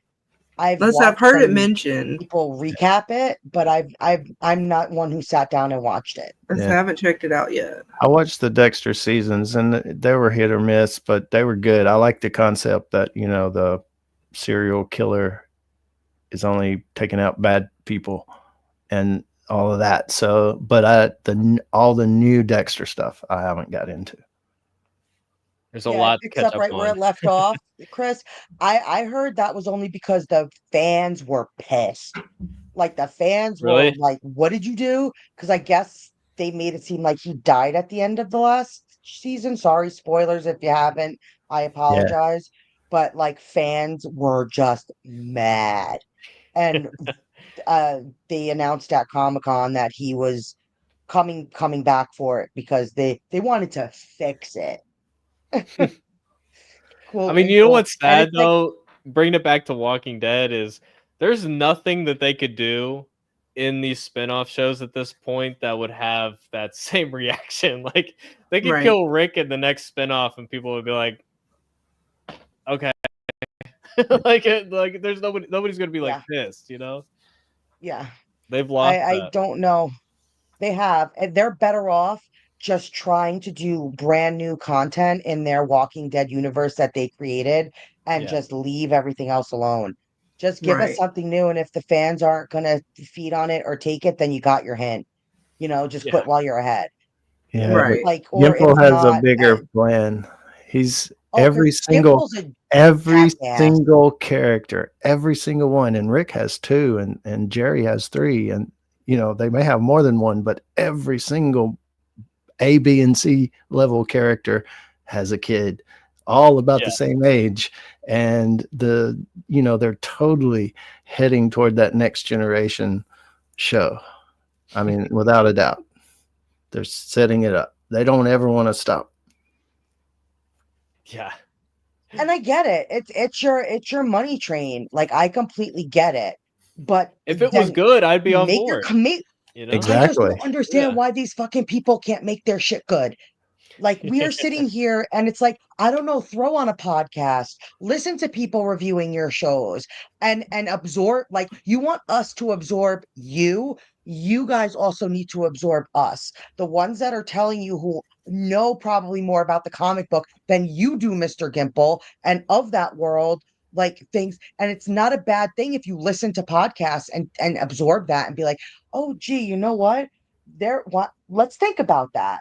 Instead of saying, you know what, fuck whatever they're saying. We're just going to keep giving them this shit. And like James said, hope they're stupid. Yeah. Right. And Chris was asking, in order to really appreciate even this spinoff or whatever, Dead City, you have to go back and watch all of it. You have to have AMC Plus, right? Or is it on season 1 is on Netflix, I'm pretty sure. So you can watch season 1 on there. Season 2, you got to wait like a year to get it on Netflix, I think. I forget if it's 6 months or a year. Yeah, but as far as even all of the Walking Dead though, it's all it's on Netflix. It's all on Netflix now. Okay, right now it is. AMC was desperate for a deal because AMC Plus is not that successful and cable numbers are going way down. Because I didn't know where else you could find the content. I think that's the only AMC is the craziest company I've ever seen with their distribution, because The Walking Dead, Daryl Dixon wasn't even shown in France. They didn't have distribution to any channel there. Why the hell not? It's set in France. I think they do now, right? It's on Paramount or something. Yeah, they finally did. Finally, but it's they just release it from AMC and just throw it out to whatever other service decides they'll take it. Yeah, the AMC's business model is designed around a lot of their business is localizing UK content. So they have a whole service called Acorn, and it's all just BBC stuff that they then bring it to the US. And they also they have BBC America as well. So that's the same thing. And they do the reverse with their own original stuff where they put it out in the US and then they have other companies put it out. I think Fox put out the original show in the worldwide, Europe and everywhere else. So that's how it ended up on Disney Plus in the UK, actually. Like, oh wow, so they really are. They just whore themselves out all over the place. Yeah. Damn. How about that, AMC? Well, they don't have enough money to throw around to be able to afford to do these shows any other way. That's right. That's just how they do it. Because they're a pretty small company. They're like $1 billion company, whereas a Disney's like, you know, hundreds of billions. You know, they're pretty small compared to the big fries out there. That's not the right phrase, but you get the idea. Right. Oh yeah, I agree, Chris. The best of The Walking Dead is definitely the earlier seasons, but it still had its flaws. And there was a lot of back scene stuff that was going on that forced them also to kind of have to go certain ways that they did with a few of their characters. And believe me, I get it. We saw the same thing happen in Yellow Jackets, where what's her name didn't like what they were doing. And it happens. Yeah, and they had to write her out and everything.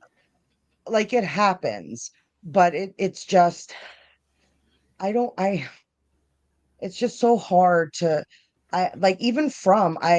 as much as I love I'm scared because with what they did with the whole Smiley thing, like that's like I'm like, oh my God. And we'll have to see. I mean, and we'll have to see where they go with From on this next season because it was a wild. I'm just scared, is what I'm saying. Like I'm trying to stay hopeful that they're gonna give us a little more information and tie it a little better. I have faith that they're not just gonna milk it and they're actually gonna like tell a story there. Right. Like if they kind of gave us the story a little bit, right? Like they gave us in From a little bit of the story now as far as why Smiley, but we don't know why that other chick brought him back or what her deal was. The dead chick, ghost chick, whatever the fuck it is. So like they still didn't completely like fully explain everything yet. And so I'm hoping they're gonna be able to like properly explain what her role is. Maybe then it'll make more sense or something. Maybe, you know, Victor's sister will play a bigger part and come into play. I was kind of hoping for that. Yeah, I think she will. And there's a lot of still like where they do the flashbacks to Victor when he was a kid and Eloise and stuff that they could still go to give us a little to keep Eloise in the story even if she's no longer alive out there somewhere. Well, she's gonna be alive out there somewhere. I don't know. I don't think. Look, I have no idea, man. I have no idea. I had that whole scene where it's like I buried her. I wasn't sure if it was. I could have sworn we went over that. I thought the final conclusion was that she was dead because they found pieces or something. But I don't know honestly. Because again, I'm one of the people too see the body. For the most part, I'm kind of like, I don't know, man. Especially after we watch shit like this, where fucking bitch comes back, she was burnt to a fucking body, and she's alive. Right? She's still alive. So I don't know.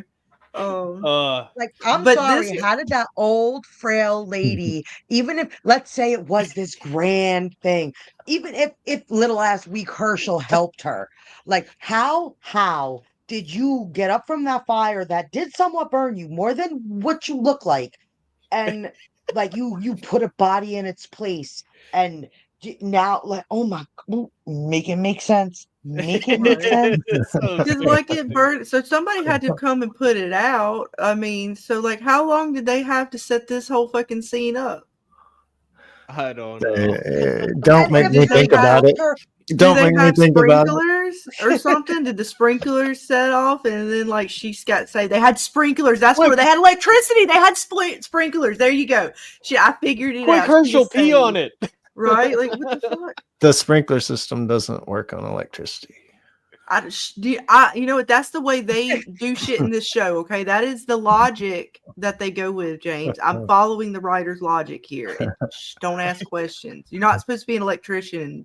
Stuff you don't supposed to know how that works. Right. I know, and you're not supposed to see the body pretty much engulfed in flames, and the dude standing there watching it being engulfed in flames, and then try to explain your way out of that shit. Like exactly, Herschel showed up and saved her, and they replaced the body. You're not supposed to be this smart. Look, the methane explains the whole thing. I don't know how. Don't ask me to try to explain it. They explained it in this scene right here. Can't you see it's all the pieces are right there. I'm waiting for Miguel to start breaking it down in the chat because that's his job. He literally has to deal with fires stuff and sprinkler systems. all day. So I know it works off heat, but I'm just saying, like, I don't know. It was just because they're all worried about their fucking electricity and shit. I don't know. It's because the way they shot it, and that's the problem, is because they, there's no water there either. I know they didn't have as far as they're just trying to make it. We're gonna show you more than we probably should show you, where it doesn't make sense, but you're just gonna have to go with it. And with everything, with the Negan hallucination, with this, because they're like, what show is it that Yellow Jackets, in Yellow Jackets, the last thing they showed us was that dead girl came and got her dead self up off the table and carried her to the steps where all the candles were. Excuse me. And they showed that. They showed that. It wasn't a dream. It wasn't a hallucination. They showed that. So to me, that should have proved that it's supernatural in that show, not just trauma. Right. But they could come back and say, but no, we fooled you, because that's what The Walking Dead's doing. They showed the Croat standing there watching that lady burn. And now they're going to say, but he walked out and then Herschel walked in and saved him. And then they replaced him. Come on. And this was a heck of a fire too. Like, there's no water here. I'm not saying that the water couldn't have dried up. Whatever. There was no water. I'm just saying there's no signs of like a fire, like truly. I guess it's a fire. All right, go ahead. Dark Elf, let us know.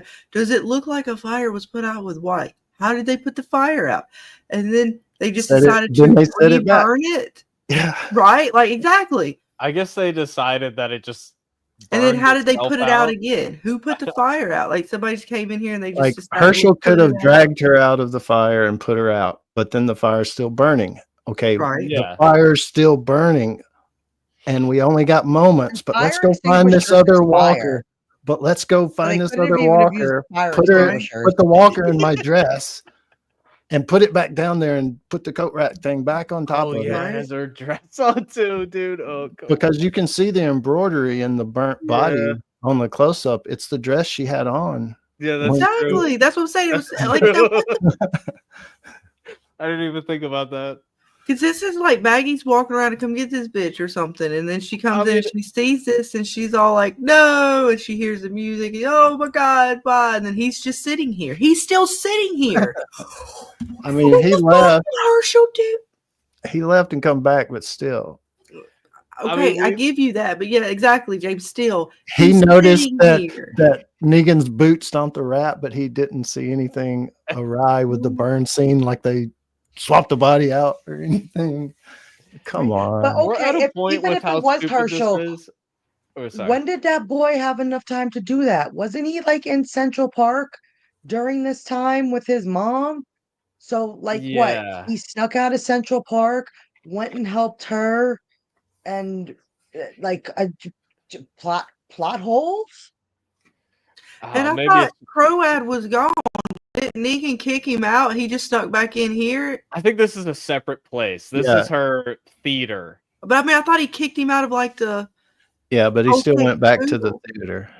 He went back to the theater. Negan and them are at the security around this shit is just so lackadaisical. I thought that they were the same place for a while. I did too. See, that's what I'm saying. I was confused. I mean, I didn't know. I knew it wasn't the same room. I assumed it was like an off building or something, but it was still part of their territory. Where is everything? I don't know. Right, but it's still part of their territory, right? So I figured there's security there, right? And Negan's already kicked this motherfucker out. How the fuck he sneaks in? Herschel's everybody's just sneaking into this bitch's fucking room. Maggie's sneaking in. Like it's as if security has completely left the Dom's area.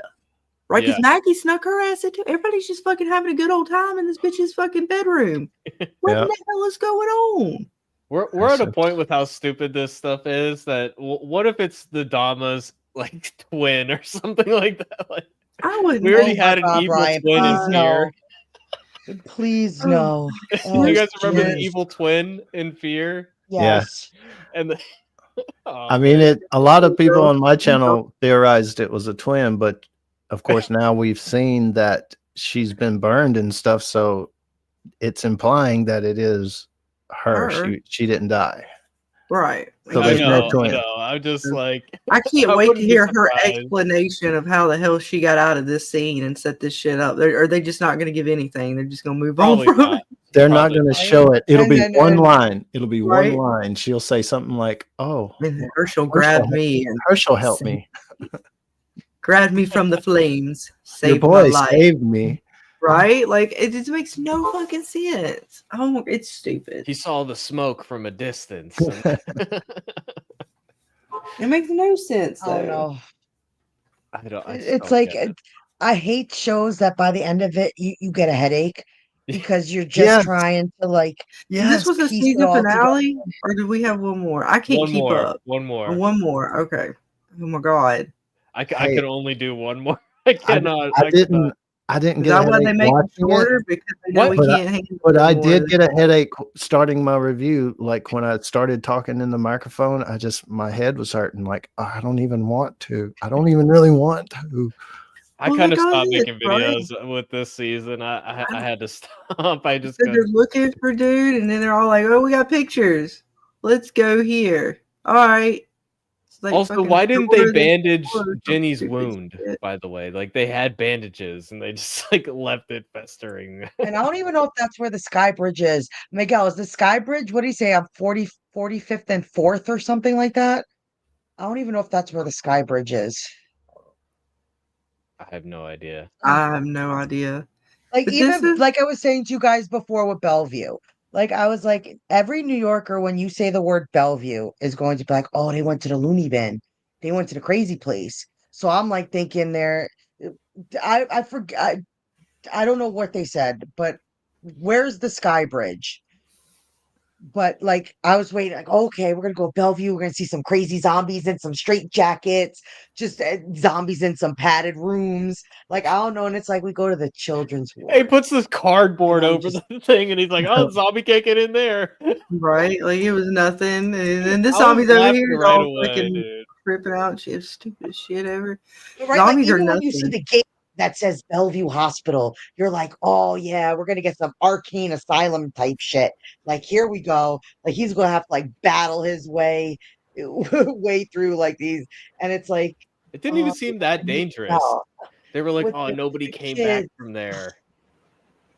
But like, where's all the dead bodies? Like, I don't know. Who knows? They only have the zombies placed here just for their own amusement. I don't. Who the fuck knows? But really, and this And I is was just like like, kind of oh. interesting. But this is about the part is where she gets all trippy, or did she start acting wheezy before this? I No, think it's this is supposed to when be it's- the height. The heights supposedly was getting to her. I also laughed out loud when she tripped the thing. And she stepped I on thought it it was and pretty saw funny. that. Oh shit! How See, funny would so- it be if that's how she died? Well, and actually, when I watched through this, and after this scene, as it goes through, and she gets all like loopy and shit, I almost thought she was dead. Like I thought she was fucking dead. Like she actually died here for a minute. Mhm. Because she has the flashlight thing and she's all like tripping out and Croat's kind of like disappearing, fading in and out. The light, her fucking flashlight's doing trippy shit. Like it made me think she was a fucking ghost or some shit. But where was it? Yeah, wait, that's Negan. Hang on. They went back and forth between going back and forth between these two storylines or what the hell's going on. But yeah, it was like right up in here where she's fighting stuff, and it was just weird. I don't know. Her flashlight started doing weird shit at some point. Yeah, there it is. Flashlight didn't work anymore, and then she gets all like weird trip. Like I don't know what that was, but it was almost like something. It was a zombie, I'm assuming, but it was the way that they did it. It was as if it was not just a normal zombie, right? Like it was phasing or some shit. And so I was like, well, did she fucking die? Oh, holy shit. Fucking Maggie dead, and we're just like getting this whole weird death scene. I'm like, that's interesting as fuck. No, she's fatigued. Oh, okay. I thought this was a supernatural show for a minute there. I was getting interested. I didn't even know she was like, on a few days of no sleep or something. Like you said in the last episode, we saw her sleeping. They didn't set it up. It just kind of came out of nowhere. And again, it's just because the plot armor thing. And because they've survived so long and killed so many zombies, they can't just have a zombie scene and have us like expected to be like, oh, is she gonna die? Whoa. So they have to add in like, oh, okay, so she's really tired. We'll just add that. It's like kryptonite to Superman. Yeah. Right. Pretty And I'm much. sorry if one of these characters does not die when they end this show, I'm going to be pissed because then why bother? Why bother Yeah. unless you're ending Well, this shit with the Maggie and you're gonna Negan get show up pissed. and one of them is dead? Yeah. No, they're gonna work together at the end, I'm sure. Yeah, you're gonna be pissed. They're not gonna Yeah. die. I know I'm They gonna would be pissed. never I'm, do I'm that. fully but I'm just like that would have been some shit. At least give us some last hurrah where it's like Negan and Maggie and she's finally gonna get her It's not gonna revenge be for no. It's gonna be Glenn. that little girl or the dude from New Babylon, and then the guy from New Babylon's gonna die, and Negan's gonna be king, and she's gonna go back to bumfuck who knows where with Herschel. Well, you guys remember the rumor before this season started? You guys remember? No. They said Maggie and Negan were supposed to kiss in this season. Oh my God! Please no. Oh, I don't even God. want it. I don't even know the backstory like you guys do. It just seems stupid. That I don't think it's That would real, be, but like, oh, is this I where they could try see to them throw doing in a that. love interest that doesn't need to fucking be there? Yeah, that'll never happen. Oh shit! Oh, that's like a fucking common trope in this bullshit. But real quick, is this a thing too where the zombies are supposed to be like her adrenaline to her chest to wake her the fuck up? Like she's fatigued, I'm fatigued. Zombie, oh shit, I'm fucking awake now. Pretty much. And then she's all like, I'm fucking zombied out. Like she was a zombie until the zombie showed up, and then she's like, I'm Maggie again. Yeah, It's like a Whoa, fucking that's deep, adrenaline man. hit to the it's chest. fatigue, man. It's fatigue. No stupid. That's just a lesson, another lesson learned to get some good sleep. right? Yeah, You no, need there's your 8 if hours they of do sleep that, in the I'm done with apocalypse. Walking Dead forever. If they do the Right. kiss thing, I'm done with it. Oh yeah. It's over. That would be like I'm sorry that talk about if we riot, that would be some shit no. Yeah. Absolutely not. But look, I she said got some that sleep. before the show came out, even with season 1, I was like, I could see these hack writers being like, oh, wouldn't that be a crazy twist if they end up being a love interest for each other? And I was like, if that happens, I'm done with Walking Dead forever. Like I said that way before the first season even came out. I could see it happening, unfortunately. But no, look, she got some rest, see? And she got a little sleep in. Yeah, it's got a little shut eye. Yeah, no worries. See, he's been tinkering around and shit for God knows. He likes to tinker, so he's been here for a minute. She's still fucking fatigued, I think. Or maybe it was just the fear. The fatigue and the fear are kind of the same the way they shoot it, so I can't tell which one is going on at what time. Well, when she pulls the knife out, I'm like, girl, if he was going to kill you, he would have done it already. Right. I do like him fixing the thing, though. Like, that fits his character. Just to say something mildly it's just sad positive. because they have such great actors. Oh, yeah. The cast is awesome as far as what they played in other things. But you tell me, he said it was the cog, the little plastic cog was missing. The sprocket was missing a little cog that broke off or something. How in the hell, with the shit he's got on that table in the apocalypse, fix a little broken cog on the spindle? Fuck that shit. You're not supposed to think about it, James. And all he did was pull the fucking little piece out. I didn't see him fix any fucking. He just pulled it out. He's like, oh, and he did a little thing with it. And he's like, it's fixed. He must have fixed it before she woke up, and he was just putting it back together. Put it back together, right? I know, because they wouldn't show us how he actually really did any fucking thing. I know, piece of shit. I mean, they could have shown him like gluing something or like pulling out parts of other thing or anything. At least in the MacGyver show, they needed a different explanation. I have a paper clip, a rubber band, and these cigarettes, and I'm gonna make a bomb. You got walked through the process made it believable of how MacGyvered. Right, made you try to do that shit at home, and it never worked out. It didn't matter though. Shit, you believed it when you saw it on the TV though. It made it fucking more believable than what this shit is. Definitely. Right. Like all you need is MacGyver in the apocalypse, and you're good. You're good. He can figure all this shit out. And Dana, meanwhile, back at Bellevue Hospital. Hang on, wait, I gotta get. Where's he at? Hang on, shit, there he is. It's good zombie work. Like the makeup is great for sure. No denying that. Yes, those zombie kids was creepy as fuck. I It didn't. was creepy as fuck. I've never played Minecraft, but the movie trailer for Minecraft has this zombie riding a chicken, and that little dude looks like it. Yeah. That's funny. Chicken jockey. Oh my god! Don't anybody do anything stupid. You just said chicken jockey. We don't need any kids. Oh, I gotta start throwing shit. You know, Whoa. right? Yeah, Right? Everybody behave. Everybody behave. No, but it's like, you know what this scene made me think of and what I was hopeful for? Do you guys remember Resident Evil when they went to the school and like the lady journalist just got fucking bombarded by like all those kids, and it was a creepy moment. Like that was a creepy moment. Like I was hoped, like I was like, oh my god, are we finally gonna get something good? Like here we go. No, Negan just elbows them, and Well, this one tried to you get know. Negan. Look, he woke up with him on top of him. I don't know. It's just so forced, you know. And when he, I mean, look, when don't you Negan love fell it? and Look hit his at that. head, I'm like, Oh, are he we didn't really want to doing look. this? You could tell the pain in his eyes. He didn't want to kill a little kid. I mean, he's a zombie child, The but you only know, thing, he's still a child. the only in thing Negan's eyes. that was like I shouldn't say interesting, but was good in this was the thought that all these kids was left. If they were real and not a hallucination, that these kids were just left behind. Yeah. Like that's a horrifying thought. Yes, they're sick. They were in the, you know what, but it's just to see all those kid zombies did kind of make my stomach sad. turn a little bit. Yeah. Like, oh, like that. So that would this be point society. here is What could you basically do? he's just kind of hallucinating, but not. Like some things are real, some I things are think not. that's real. I think the first kid is real. All right, this part's real, but he touches his head. He realizes, oh, I'm fucked. Yeah. Hang on. Then we get back over They've at done so the much fucking stuff with, who they the hit fuck their head. knows. They did that on World Beyond. They do it every show. Back and forth. God, the back and forth between these two, Dude, like this Negan scene. and Maggie's bullshit. Yeah, And here we you go. just So in walk here, through. this is No big deal. this is real, right? No, I don't Maybe. think so. No, none of this is fucking real. The kids aren't don't real think- here. It doesn't make any sense with the Walking Dead lore for them not to go after him. It makes no sense at all. Well, we were talking about this before on the stream, right? Yeah. And I know, James, you were don't talking think about they're sort of the lurkers, though, lore because of it, of like lurkers of don't what the move lurkers were, and I don't even know anything. I don't know.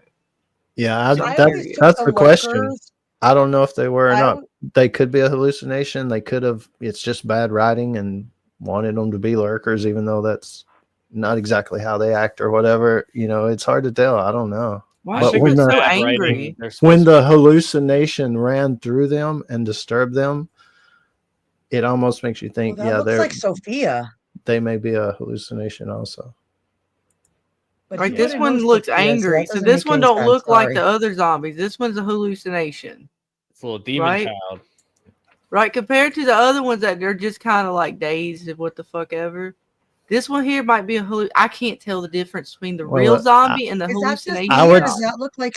Did that look I like would Sophia? say if a little bit. I would say if one is a hallucination, they all are. Okay, but he Yeah, gets to the machine though, right? It makes no sense if the scene Like is the way I see it as a hallucination is not. It's like he's walking through and some shit's real and some shit's not. Like He was fucked too up a little close. bit. I He don't. was too Look, close. I'm not gonna. I'm not a them. doctor, and neither are the people, the writers on the show. So they're thinking, for being stupid and retarded, is he hit his head, and so now that gives us free reign to say he's do whatever we want. conscious. He's consciously walking through this hospital, and there are zombies here, but some of the stuff he sees is not real, and you're not going to know which is which. It doesn't matter. That is Yeah. that's all. That's what there's it nothing is. more. That's That's it. I don't know. Like, it's honestly, I can't tell because he gets the machine, right? That's what he came here for.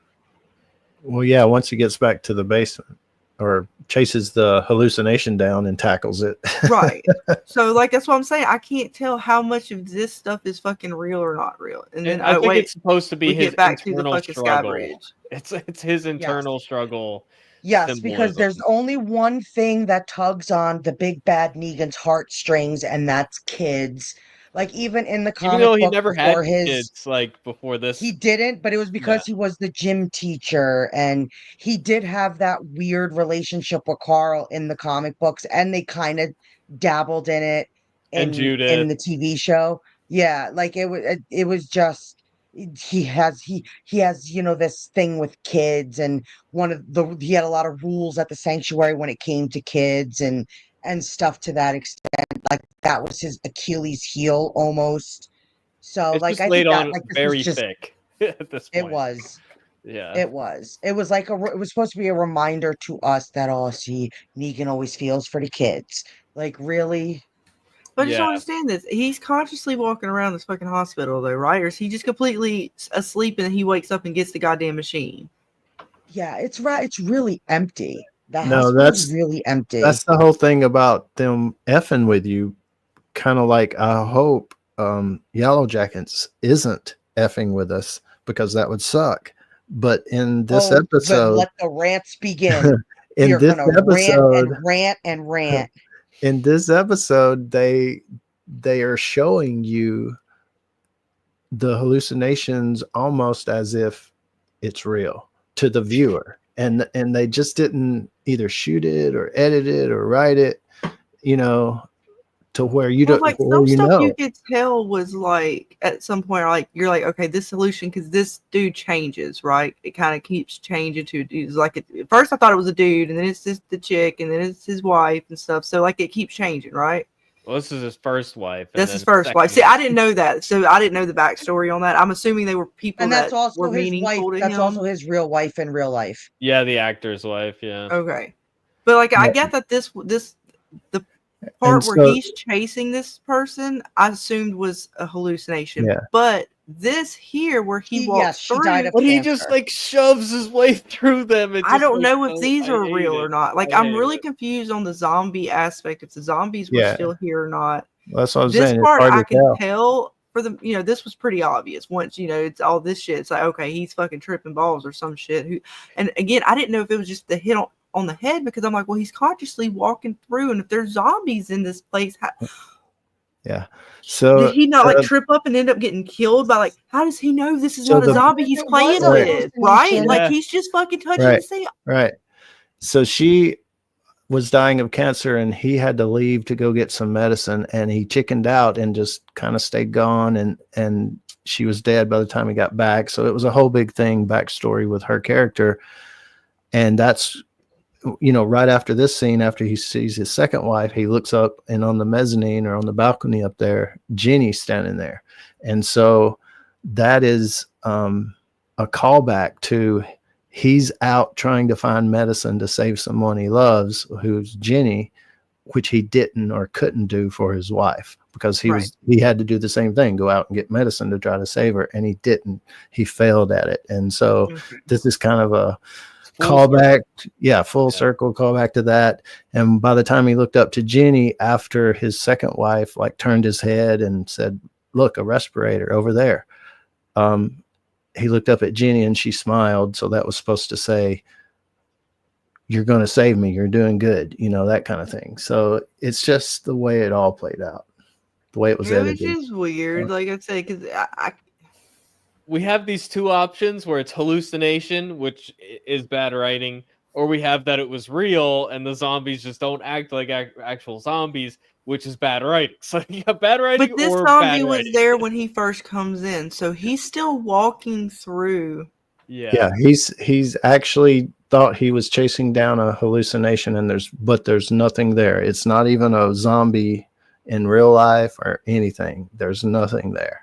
But that zombie back there was real, though, because he saw that zombie when he first comes in, before he hits his head. So that's what I mean by, like, this right here. He's consciously walking around with I guess, like, what, a coma or something? Maybe this is asbestos. Concussion, concussion, head trauma. Maybe. But okay, then here's my question to you. How does that work, people? I mean, I'm sure you can get hallucinations, but if you're that bad, aren't you having like a hemorrhage or something going on? Probably. Or passed out. Yeah. Right, but he's not passed out. He's not hemorrhaging. He's just he's moving around. Oh my god! That's why I'm so. Here's my question to you guys. So here's my question to you guys. They're in New York City. We know it's one of the biggest cities in our country. It's filled with people. Their hospitals are always packed, because they're always packed. Hospitals suck out in the city when it comes to stuff. How is the hospital so empty? So if that was a hallucination with all the zombie kids, then that means that it was empty. Yeah. Like, what did somebody just clear out all of fucking Bellevue? Like, Bellevue is huge. Yeah, it's a great point. And the fact that what was the point of going through the whole hospital if this was the respirator right thing? Yeah. When he first walked in. Why did he go to the fucking child ward? I mean, I guess he was looking for the drugs. He was looking for drugs, which he only found the respirator, which she needed because she was breathing a lot worse when you left. Right. It kind of emphasized on that. It was just weird because it's like right there at the fucking entrance, dude. You went all through. You didn't get shit, but what you needed was, I guess you could have. I don't know, whatever. Yeah, but with how empty it is, like it was set up in this episode, in the story, not even like bringing in the real world into it. In the story, this is a dangerous place and a story that's been told over and over again. People keep coming back like it's a hidden treasure, buried treasure or something. People keep coming back and they keep dying. Nobody ever returns. And yet it's completely empty hospital. It's not even like surrounded. Like, and you don't see any of the dead people that went and tried. No. Right. Yeah, like, and it's an apocalypse that is formed with a disease. So where are you going to go when you have a disease? A hospital. Yeah. Well said. This place should have been fucking flooded. Like somewhat of a fucking challenge. Not like you're hallucinating, not hallucinating some zombie friggin' children type of stuff. Like this place should have been flooded. And like, even if there's a hole in the wall, a hole in the wall, and some of them left, fine, but there were no bodies. There were no bodies. Like they people trying to get where they have stuff. the morgue, not the morgue where they keep them. When you die, they keep you down there before they take you to the morgue and stuff. They check you out a little bit. Even days gone by, you saw when Rick walks to the door, don't open dead inside. So somebody cleared that out. And you get the backstory and the little webisodes of how that happened. There wasn't even a doctor. We didn't even get like a doctor. Fucking no lab coats. But even when Rick walks outside of that hospital, it is just filled with bodies. Like you just see the countless bodies of like past whatever it was. That looked like what you would expect. And it was a smaller hospital. It wasn't a hospital in like a major city. So that made a little more sense to me that, okay, it was more abandoned and there was sections with the dead. Like this is New York. And that's memorable, with millions of people. Yeah. With millions of people. Well, this is again, Dana, where it's like past the point of they've killed out most of the zombies. All the factions have come through and cleared out New York, except for the ones that they want to keep around for shits and giggles. Yeah. Bullshit. I know. Clearly I mean, we're stupid. We don't understand. Well, it should be. You guys remember the season 10 finale when they were like really tightly compact and they had to go through like the horde and they had the guts and everything? That's how it should have been more like that. Sure. They had to put camouflage on just to get through there. Yeah, that was a great scene. This was and then the little boy, like, it's just, that's what I'm saying. Like, they didn't think this through. They just expected you to believe Negan's walking through a hospital in New York City, and it's just a ghost town. No remnants of anything. Like, he's hallucinating. How does he know there weren't drugs there? Maybe he didn't properly see them. I mean, he's seeing all kinds of other trippy shit. Maybe they were there and he just didn't see them. Yeah, it's just. I mean, shit, we're throwing out all kinds of weird ass shit anyways in this episode. I mean, he's going to go back in the next episode and be like, the drugs were here the whole time. I just had to go back without a concussion. I just took them. Right? I found them. Yeah, he's gonna have another dream or some shit that says, "Oh, you forgot something at the hospital." And he's gonna go, I don't know. It's stupid. Yeah. I don't understand any of this episode. The only reason I could see why, like, we sent some people and they never came back. Well, the only reason I could think of is because they found the drugs and it was all painkillers and uppers, and they're like, "Hell, going back. Let's go party." Yeah. Shit, might as well go out with a bang. Yeah, why not? It's the apocalypse. Who cares? It's just so it's. Dana, meanwhile, back at the Sky Bridge or what the fuck ever. Oh no! Oh, dude. Oh no, you're fine. Let's go through since here. When was Maggie afraid of heights? Is that a thing? I don't know. I don't remember. Well, when she did the zip line in season 1, she hesitated a little bit, but she didn't seem.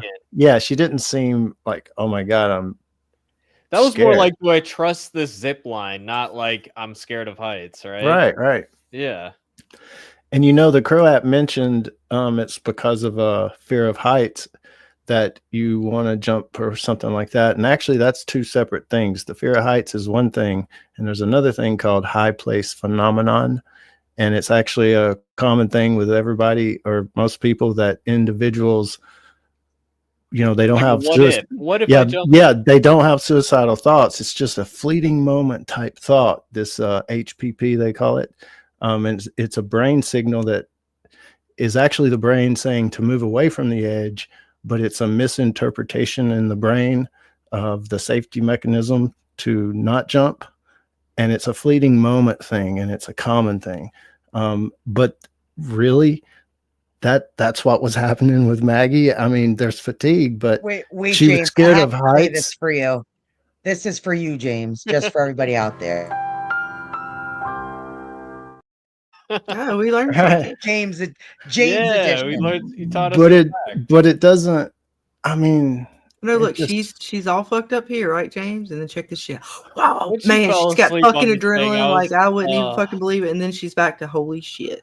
Hey, and don't even get me started on the time she held dude out the window with one hand. Oh, hang on, we're gonna get to that. Okay, we're almost there. Hang on, we gotta get to barely this. holding on to the edge. Hang on, she's freaking out. Look, she's all looking back down. Oh my god!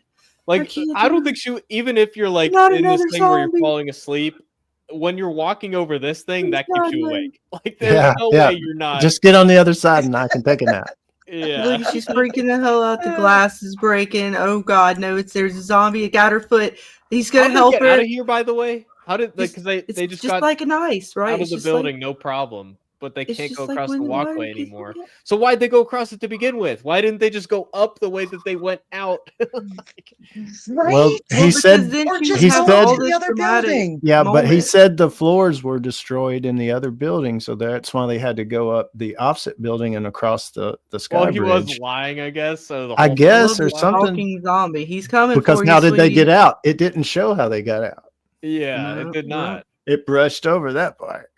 I guess he lied about the floors being gone. Or they put the ladder back over the hole that they used to save her and walked across the ladder. And she had, I'm guessing, no problems with that. I sure It was just weird. I swear, I still thought she was having some hallucination. It wasn't until after y'all explained this whole episode to me that I was like, oh, okay, yeah. Because he dips out and I'm like, holy shit, wait, was he even here? I'm not sure. Like, then he comes back with the ladder. I'm like, okay, wait, no, this is real. Okay, yeah, it's real. Zombie had her foot and everything, man. Come on, dude. You could have at least gnawed off the shoe, something. God damn it. The other thing is like, this place has all these traps, and he has to remember where they all are.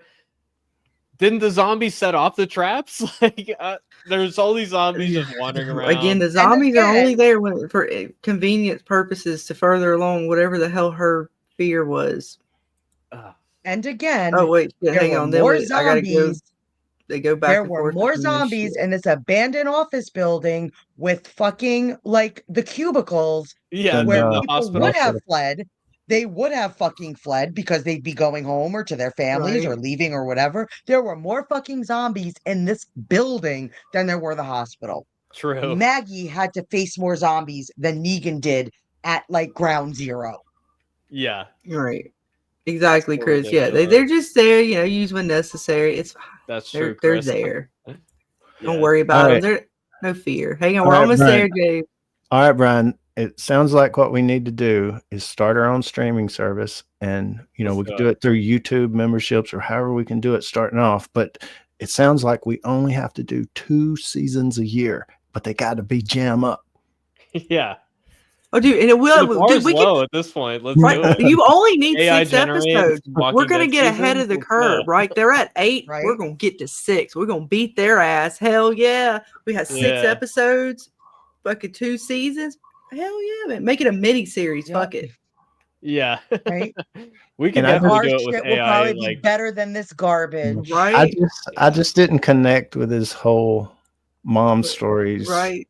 So that's why he went here. Is that why he's here? So because her child is obnoxious and we don't give a shit if we see somebody take a chunk out of fucking Herschel's butt.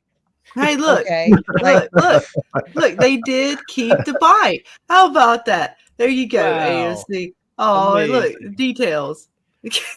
Yeah, I didn't connect with the mom thing either because he was like, "Oh, she's still over in Croatia." What was the point of him lying about it and then the truth coming out and then like? Yeah, none of that made sense. Well, I mean, the kept fact all that his he's little like, secret shit here in their hidey place. I guess it's to explain his connection with the Dama, right? Like Right. the absence of a mother figure. Aw. Yeah, This is but like their tree. This is like their tree house, like their little tree fort, you know? And it's where they keep all their special shit. Because it's way up high. I actually like this idea of making our own AI generated Walking Dead. I think we could do a pretty good job. Yeah, I mean, oh my god, we probably yeah. Hey, you know, our knowledge and Scarlet's like, yeah, let me tell you what to do with zombies. but we could even do something original, you know? Yeah. All right, but if you have a flamethrower in the series, somebody's catching on fire. Make it outside the church and let them fall outside, right there, like beautiful moonlit sky and shit. I don't know, but yeah, don't tease nobody with a fucking power weapon and not use it appropriately. And I mean, gotta use it responsibly, at least, for Christ's sakes. They didn't use any of their power weapons responsibly, otherwise people would be dead. And there we go. At least they used the flamethrower the right way in The Last of Us. Everything else but that show sucked. But at least they how knew the what hell to do did with they get that right? Hmm. Anyways, yeah. Here you go, James. Yep, she held him out there. Fucking I was laughing. Like, no way. No way. Just gonna dangle you out the window. Like she is a fucking woman. I am sorry. She does not have the upper body strength to fucking hold a man out the window. She's got a knife in her hand, the hand she's holding him with. You can't, I mean, that adds to the complexity. And if you look at her talking her lines, it's like, I'm just standing here taking it easy. No biggie. Talking my lines. She's not grunting. She's not, she's not acting whatsoever in the scene. If you got into the scene, hey, look at what you're doing. You're holding a fucking dude out a window that you shouldn't be able to be holding out a window. Shouldn't you grunt a little bit? Shouldn't I'm stressing a little bit, especially after that bullshit fatigue story you just put me through. Yep. Right? That too. What if she just fell asleep right now and they both? If she just had all that fear and shit, that would come with how high they are. If you've ever been in a building in New York City at the way top, the buildings will feel like you're swaying. There's always a breeze. There's always a breeze up there. So there's no way that you can tell me that she was just able to do this so flawlessly with no. And he's not even resisting either. He, like you said, Chris, Jesus Christ pose. He's just, yes, it's fine, whatever. I don't even know what the fuck he said. Honestly, I didn't absorb any of the goddamn conversation. I'm sorry. I totally checked out halfway in the fucking episode after they went back and forth to this shit. And I already forgot. Forgot. So I don't know what they were saying. I just hear him going, and she's just like, yes. And then he's like, I'll save you. No, I'll save you. We'll save each other. Like, then we'll go save Negan. Scarlet. We'll be a happy, loving New York apocalyptic family with our method. I don't know about you, Scarlet. Like, I don't mind a good female protagonist. Right. Like, I don't like I don't mind a boss bitch. Like, I can be like, all right, she got hurt, but this Maggie's is just a great one like in the original show. Like, she's a great protagonist. Yeah. Yes. Like, her storyline is one, but here she is just like this. And you've been fatigued for how long? But now all of a sudden, like you said, Scarlet, she's got this, like, I told you they used the zombies as part of that adrenaline boost. See, I mean, she had that full-on adrenaline boost right before this. She's fully awake now. It's like caffeine. She wouldn't have been more interesting if she did just push him out the window, or she fell. One of them, I don't know. Like, maybe she did fall, and he had a fucking reach for her, and they both fell, and then somehow, I don't know, they landed on a truck, and like a damn cartoon. She fell, and then he jumped after her, and somehow fell even faster, and then was under her, and one of them survived. I mean, which one do we need to further the story along? Keep him, I guess. kill Maggie. I hate that for her, but maybe she some has type and of Herschel will wings. have a fucking reason to do something. Flying down. Yeah, he invented some type of wings that come out of his jacket. Well, he is kind of like a bat, I guess. I could see it. He was a vampire, remember? Yeah, he was a vampire. No, guys, forget about terminal mysteriously, velocity. Forget about it. He had a bungee cord in his pocket the whole time, and he just found a way as they were falling. He Batman some shit and just had a fucking bungee cord. And they just go boing. You see how he go boing. He fixed the flashlight. So Brian, in our original show that we come up with, one of them will have to have a dude with a bungee cord he keeps always in his pocket, and it gets him out of trouble like so many times. Just and another dude with a flamethrower that burns everybody. He comes we got to write these down. Man. We got to write these down. I like the bungee cord. If you're going to use fire, make sure you use it appropriately. Because I wasn't even fully satisfied. Like swinging a bungee cord in there. Hey man, I'm cool if you got some zombie heads on the end of like a ball and chain thing and it's on fire swinging it. I don't, just as long as it hits somebody, let's actually have impact. Don't just throw it around like, look what my toys I got, but we never use them. Did you see Once Upon a Time in, was it Hollywood, Scarlet, where dude had the flamethrower, burnt the person in the pool? Oh yeah. How do I feel like I should know that, or I do know that, but I don't remember that? Leonardo movie. DiCaprio, yeah. It's so good. Just flamethrower. Yeah. See, there you go. Did you hear they're making is it a prequel or a sequel to that? I forget. I haven't heard. Yeah, Tarantino let somebody else write one, and now that's supposedly going to be in production soon. Cool. Should be interesting. Yeah. Yeah, look, now they're friends. I guess everybody's a good character now, sort of, kind of. I don't fucking know. Everybody's a good guy now, even though we just saw him brutally murder a bunch of people. Right. He saved the children. He didn't kill the kids. It's fine. Yeah, even though they're in the other room while he's got this gas going. Yes, I know, right? Magically stops. He's not a monster. Yeah. He's not a monster. Right. Clearly. It was all the Dom's fault. The Dom is the ultimate. I told you we're going to see she's Darth Vader in the end.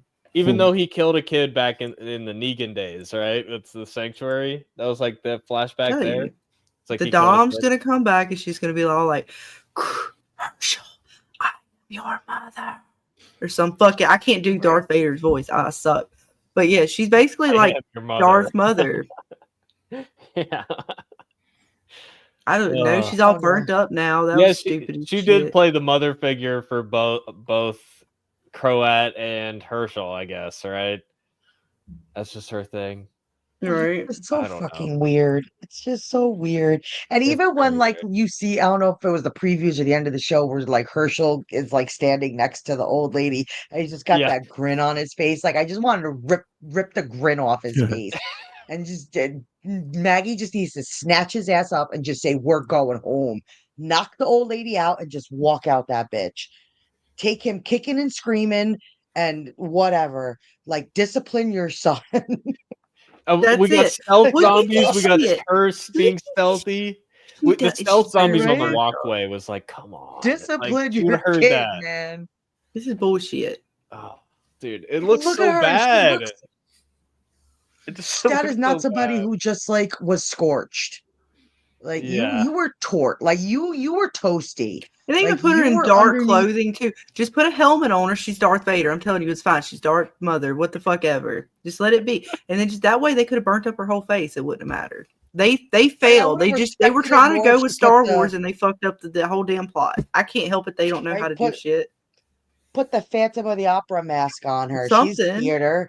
Like, right? Oh yeah, that's even better, Dana. There you go. See, how about that? She reveals like her fucked up face or something. Like her hair looks like it got a little singed. She's got a little burn on her neck or something. Like, why didn't she just go ahead and cut off the other side and even it out? I'm sure she's got some scissors laying around somewhere. Didn't the fire start at her legs? How is she walking? Right? How is she walking? Yeah.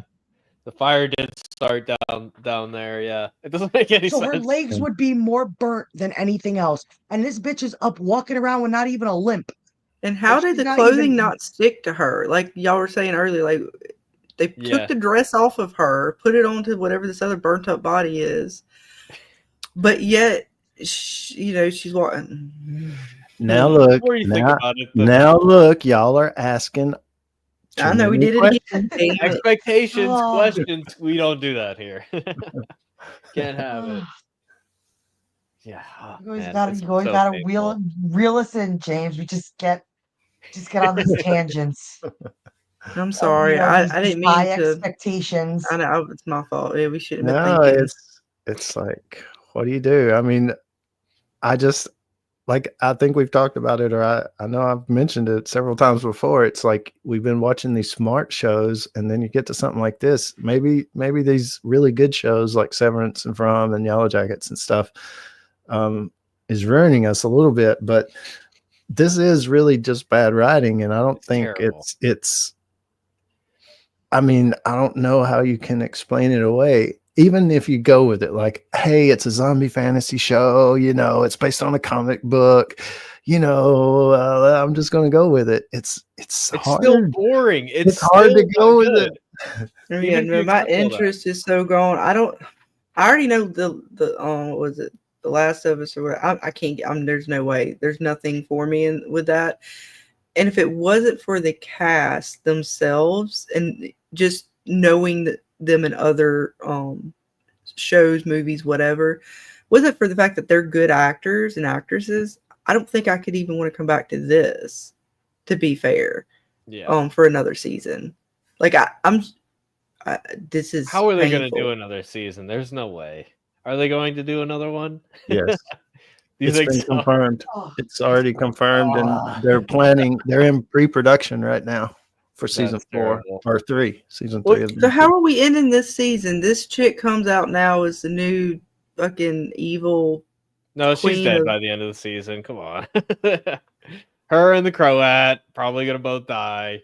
Well, she's got. Where's the Croat? Right? Because all right, hang on. Matter of fact, he just wanders off. He's like, right? Like he was with her somewhere, and then he leaves her. They shake hands and they part ways, and I guess he's assuming he doesn't know that the lady's still alive. So right. Yeah, okay. And then she's all fucked up, man. He just in the New York Times building, and they're waiting for her here. Like, why did he's all like, "Oh, Maggie, I'm so happy you're here. Let me hug you." Oh, bitch, let me slap you in the face. Yeah. Pop you good. Like, what the fuck, Herschel? You gonna let her do your mom like that? Like, you could have.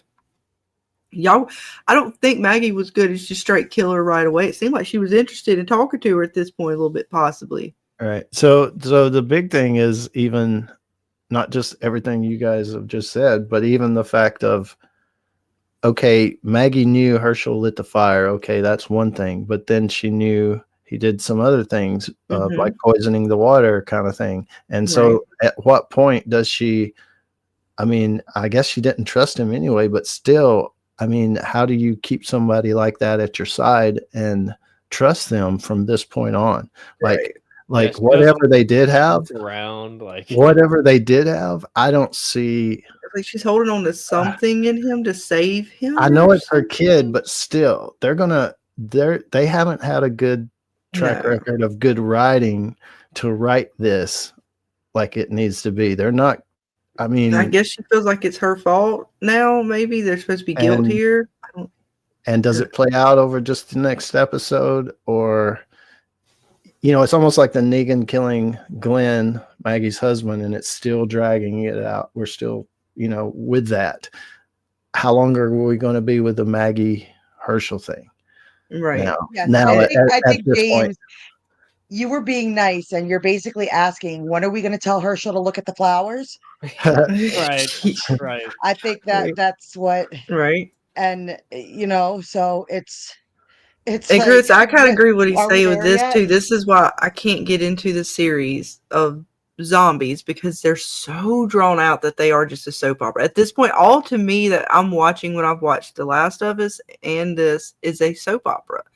It's just I don't agree like Walking Dead should address the outbreak, but at this point it would be better than what they're doing now. Well, I mean, you gotta at least give otherwise what are we going for? Like, we're just an endless cycle of drama amongst humans, because the zombies, from my understanding, yes, maybe at the very beginning there was some stuff that going on with them, but at this point, from what I'm seeing, even in The Last of Us, which I know is not The Walking Dead, it just goes to that trope of the zombies are not even a focal point. Whatever the outbreak is, whatever is the cause of the apocalypse is really just such an afterthought. There's no like we're trying to get to fix it.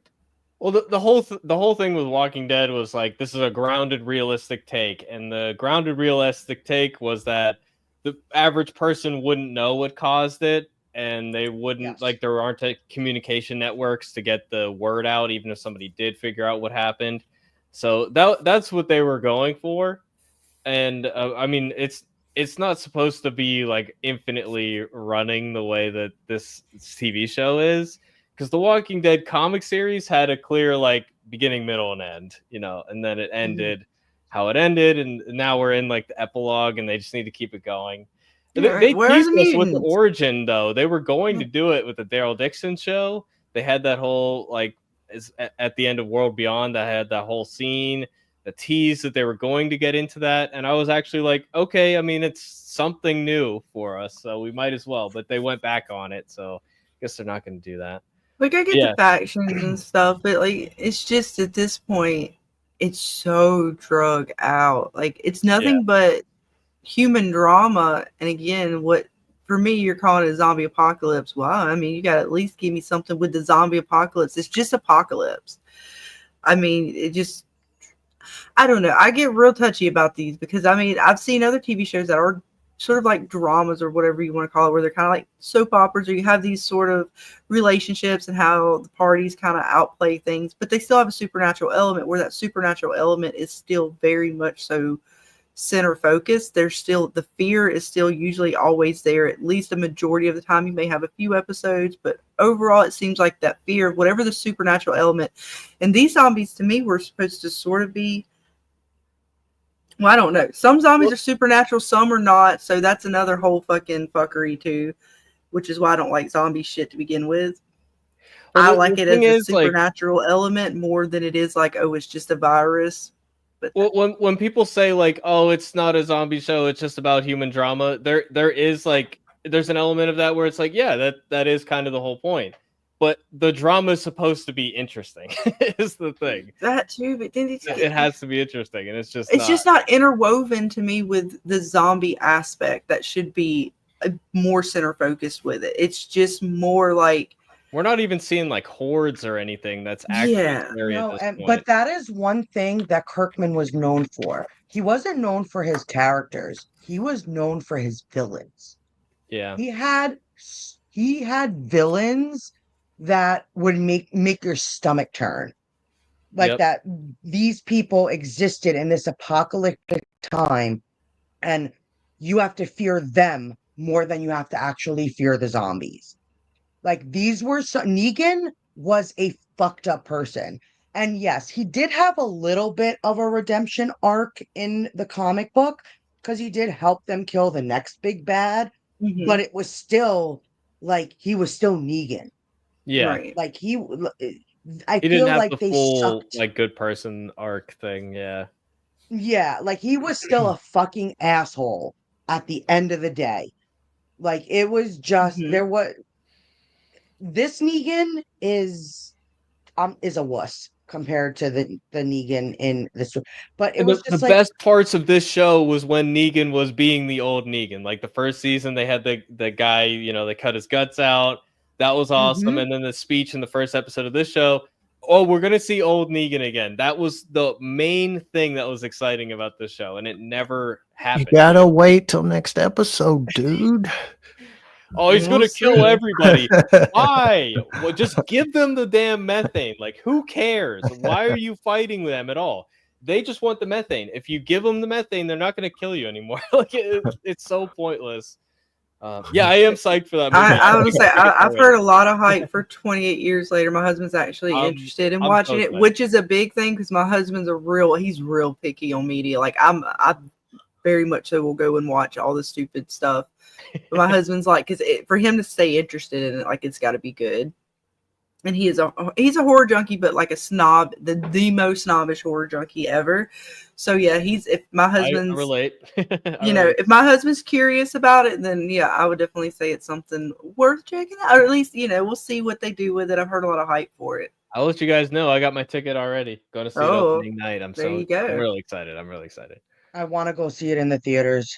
Yeah, let's go. That is something I want to go see in the theaters. Yeah, it should be worth it. Yeah, the Claim Biker Gang was. It was okay. I thought that was good. I like that part, especially how it ended. It was, and a situation like that does happen in the comic book where Rick rips out the throat of some. That was like one of the best parts of the whole show. I love that. But it wasn't like this biker gang in the comic books. It was, I believe, just a group of other survivors. Yeah, it was just like a random group. They didn't. I actually kind of liked that they broadened that out a little bit, and they had Daryl with them. I thought that was actually clever. The way they. Oh yeah, no, it did. It wasn't one of the worst. Believe me, there was worse than The Walking Dead. Yeah. But it was definitely because that was like Rick. He was just ready to go, and he was like, "I gotta do what I gotta do." Dude. I love that. And ripped out that guy's jugular. So good. It was so good. Yep. I agree. So it's like the Walking Dead had its moments. I just like I saw Chris in the chat say earlier, like Carl was it jumped the shark after that. That was my That's fair. That was my breaking point. I did like season 9 though. I thought that season 9 was pretty solid with all the different factions they had. They had a lot of different moving parts going on. It kind of felt like fresh and new at that point. It was a good season. It was, but that like I was like, you have put me through so much. So much.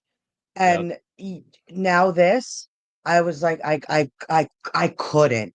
My love for the comic, and I tried so hard. Because when I tell you I was a fan of The Walking Dead, you could ask my husband. I have gone to cons. We have met the cast. I've been to premieres. I love The Walking Dead. And that I felt like my heart was just being ripped out and just like, here you go, on the floor. And I did tune in for the finale. I promised myself that when the show ended, I wasn't going to be that bitter because I did love parts of The Walking Dead. And I literally just sat there and shook my head. Like the original finale, the original series finale? I just sat there and I was just like, okay. Yeah, I think I remember giving it a 7 out of 10. Like it wasn't that bad, but it was no, it wasn't bad, but I was just like, it just wasn't saying bye Rosita and like all that. I'm like, oh my god. Where do you rate this episode? Oh, this is a 2. A 2. There was one scene I liked, which was where Negan was talking about like getting second chances and he doesn't know why. That was like the one good scene. Everything else, it's just like right. I'm for a lead up to the finale episode. Like, God bless, dude. It's horrible. I wanted to show this off. I was looking at this today. I got the issue number 1 of the original comic, and it's nice at the size that they draw it at. So the artist I have that. You have this too? I thought you might. That. Yes. It's so cool. I have that. I was flipping through it today, and it's just so awesome to see like where it all started. You know, I just needed to remind myself like why I'm watching this show right now. You know what I mean? Like Scarlet, even if you never watched The Walking Dead, if you just go and watch the very first episode, it's a movie in and of itself. It's it is just you will so it's a good episode. So even if you watch nothing else and just watch the very first episode to see where it started and then to see where it is now, you don't have to watch it to feel how we feel. Definitely. But yeah, I just wanted to show this off today because I just was nice. I was looking through this. So yes, it's so good. Yeah. So good. Yeah, I love it so much. I love this comic. So they can never take that away from me, no matter how bad the show gets. You know, you can't take the original comic experience from me. You know, like it's always going to be there. I totally agree. Yeah, and I think there's still potential. Like there's, Bloober Team is potentially working on a video game for Walking Dead, and their stuff lately has been incredible with the Silent Hill remakes they're doing. So I'm really excited to see what they can pull off with Walking Dead. But like, as far as this show, I've I always have had hope, with these new spinoffs. Like, what did you guys think about season 1 of this show? Because I thought it was like a step up from the spinoffs we got before that, and I was like, the writing was a little smarter. It's gotten so dumb this season, but I remember thinking last season, like, it wasn't a great show, but it was okay, and the dialogue was like better than average writing for Walking Dead at the time. So it's just such a disappointment, and my hope is kind of gone. Like, I don't really have a hope that there's going to be another revival of this franchise on TV at this point. Where are you guys at? Well, with all the information James has shared, yeah, I don't think I don't Season know. 3 I of don't this. know. Yeah, no. Season 3. I mean, it's already painful enough for me to have to get through these sort of deals. So yeah. I do it for Dana and James and you guys, because otherwise I would not be watching it. But what was your guys' review of season 1? Like, were you like it, like me? Like, it was okay. It had its moments. There's a little extra cinematic flair to it. There's a decent dialogue in there. It's a bit repetitive, but it was all right. Is where I was at. It was yes. It wasn't. Let's just say it wasn't fear. Yeah. Let's just say it wasn't fear. And fear was a bigger disappointment, but there was other Walking Dead stuff at the time that was better, Whereas this is like the bar now. I was genuinely excited because New York City, to see Walking Dead in New York City, like, and how they were going to, like, what story they were going to tell just about the city alone. I was excited for, because it's my home. Like, I live in New York. Like, so that was what really drew me in, because again, I was still very heartbroken from The Walking Dead, so I was a little iffy on what I was gonna watch. And so, but it wasn't bad. It wasn't as bad as this season. I don't know about you, James, but I definitely would rank season 1 better. Yeah, when it came out, this one and Daryl Dixon, I liked Daryl Dixon season 1 better than Dead City season 1. And even though I had my, things about Daryl Dixon season 1, Dead City, I don't know, just the thing about introducing a group and them dying pretty much a couple episodes later, I just, what the hell? What the hell? So that was a big aspect I didn't like about season 1, but they keep doing it. They do it all the time. So it's just like, I don't know. Yeah. But I liked it. But I thought at the time Daryl Dixon was better, but then Daryl Dixon season 2, I'm like, I don't know where this show's going. And I had high hopes for Dead City season 2 after I watched Daryl Dixon season 2. Yeah. Hoping, come on, Dead City, you can do it. You can make a great story, but here we are. I think this is worse than Daryl Dixon season 2. Which yes. is pretty bad. Yes. So yes, it's just, we're on a downward trajectory right now. And the Rick and Michonne show, I think, was good until the last episode. I actually really loved like the first 4 episodes of that show, especially. But that's done, right? I mean, I don't know what else. Daryl Dixon season 3. I'm not fooled again. I'm not getting fooled again. I got so pissed off when they cut off Rick's arm that I literally yelled at my TV. I was so mad that I was like, why? You totally erased that from the like, don't. That's not a here you go, fans. That's a fuck you, fans. Like that's like a. That's Andrew Lincoln wanted to get his hand cut off. Spoiler alert. Screw him. He's an asshole anyway. You think so? Sorry. So here's a bigger picture. Let's always say he's like really nice and he introduces everybody to the team when they get onto the cast. Like that's what I hear about him. Yeah. So the comic, I've been heard others to conventions. You've got the show based on the comic, right? And Kirkman, who created the comic story, sold the television rights to AMC back in the day when they started. And that means everything. That means he can't do an animated version on TV because that's TV. He can't do anything Walking Dead related that is a movie or a TV or an animation or anything. Kirkman can't. He can only do comic book and games. Okay.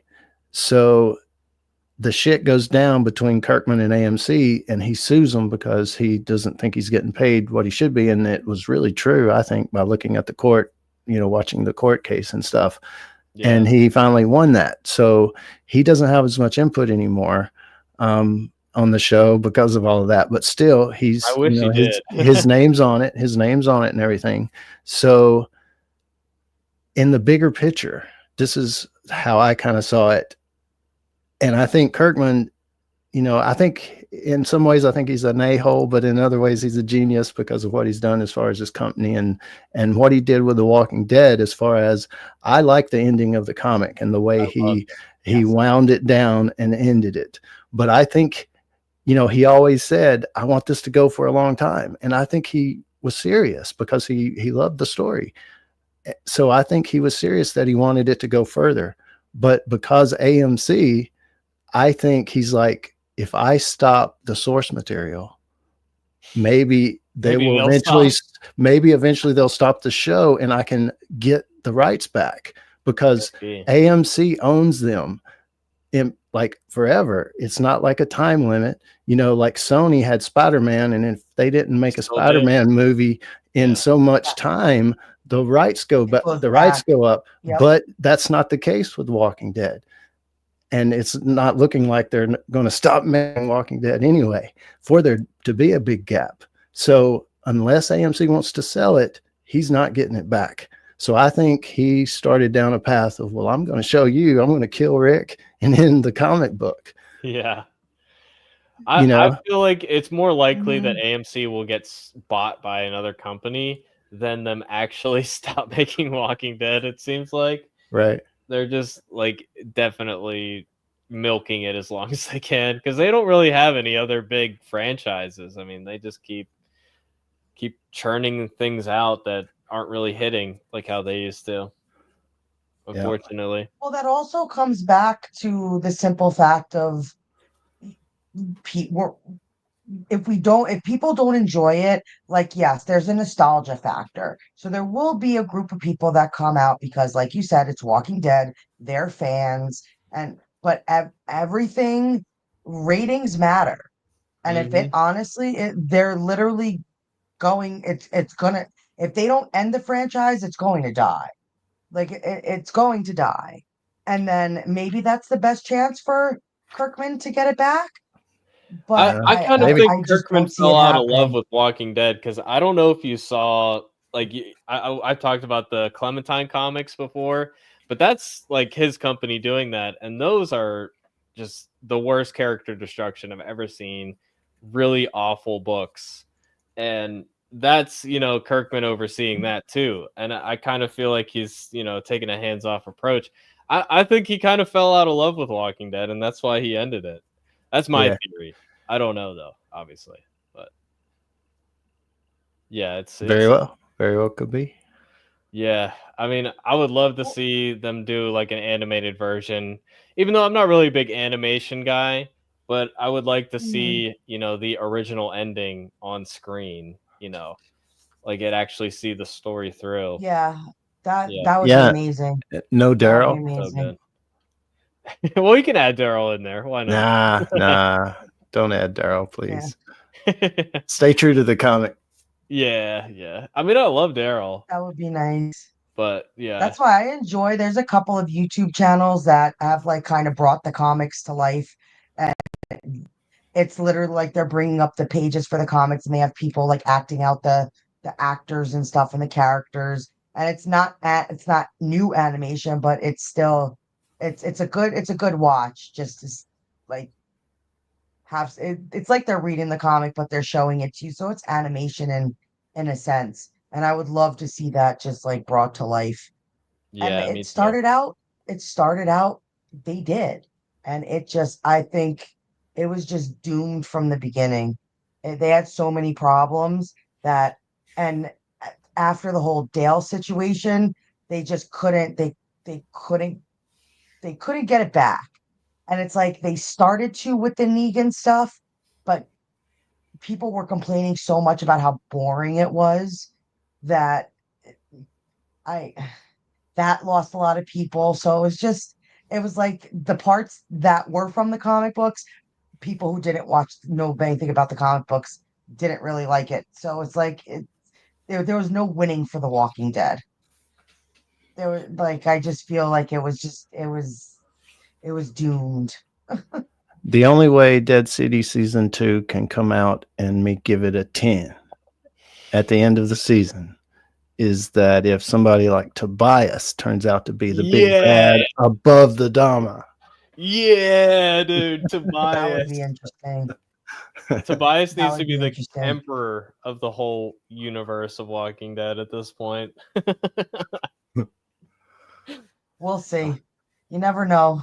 You never know. At this point, with the teleportation that this show has, he can show up anywhere at any time. Right? Or the way they brought back Troy, Shane. Oh, dude, it's Shane or somebody like that. Don't even remind me about the Troy thing. Oh man, we went through the ringer with this franchise. We have one. Oh yes, this franchise has definitely had some rides. Yep, that's for sure. And I'm pretty sure that whatever they're going to do is going to be announced most likely at the conventions. So you have San Diego first, and I believe it's either June or July. I don't think it's this month. It might be next month. But you have San Diego Comic-Con coming up probably soon. And then you have New York in October, and that's where they go when they go to announce stuff. So we'll see. Yeah. I mean, what are they going to announce? New York Comic-Con. Like season 3, Dead City, and what else? I mean, like I'm going to have to change the name of my channel to TWD WTF just happened. Yeah. You are rebranding. Yeah, let's do it. That sounds like a good idea to me. Oh, we're going to get all kinds of new stuff at Comic-Con. We're going to get a Rick show. We're going to get this Gabriel show. We're going to get this other show and maybe this other show. Oh, man. I mean, Gabriel show used to appeal to me, but I don't know at this point. No, they can't do that. No, I hope they don't. Yeah, let's not. I don't know. I don't know that I even want to do anything. Who doesn't want to watch a Gabriel show? I don't know. But yeah, it's sad to see. It's gonna be interesting. Yeah, I'm a little depressed now. I'm not gonna lie. Yeah, these I'm glad last 2 episodes were a ride. Yes, but I do thank you guys very much for coming on, hanging out, talking some Walking Dead and other stuff. And since we don't have an episode this Thursday, we'll be back next Thursday to discuss the finale, and I'm hoping to do something D&D related this Thursday. We will see. We will see if we can get something together. Yeah, just gonna shuffle it around a little bit. Well, since we covered both episodes today, that we'll just have the finale the following week. And I think Scarlet, you're gonna be gaming. Oh, well, yes, and then I'm going to town on the 19th, so we'll be heading out. But I'll still be available, Dana, because, I have my phone and stuff now that I know how to go into StreamYards. We'll figure out the going live thing. Dana might have to click the button a few times, but we'll still be around. Oh, do you have faith in me? I don't know. I might. You got this. I might make things explode. No, it's fine. Look, you have no choice because we have to go live Thursday night. Of course we do. You have no choice. I will be the button pusher. So we'll figure it out. I mean, I might be able to push it, but we'll figure it out either way. You got this, Dana. I believe in you. Yes. Well, I'm very proud of myself. I've been making my thumbnails. Yes, I've been taking screenshots. Scarlet still does the chat and stuff because when I have my screenshots open, I can't figure anything else out.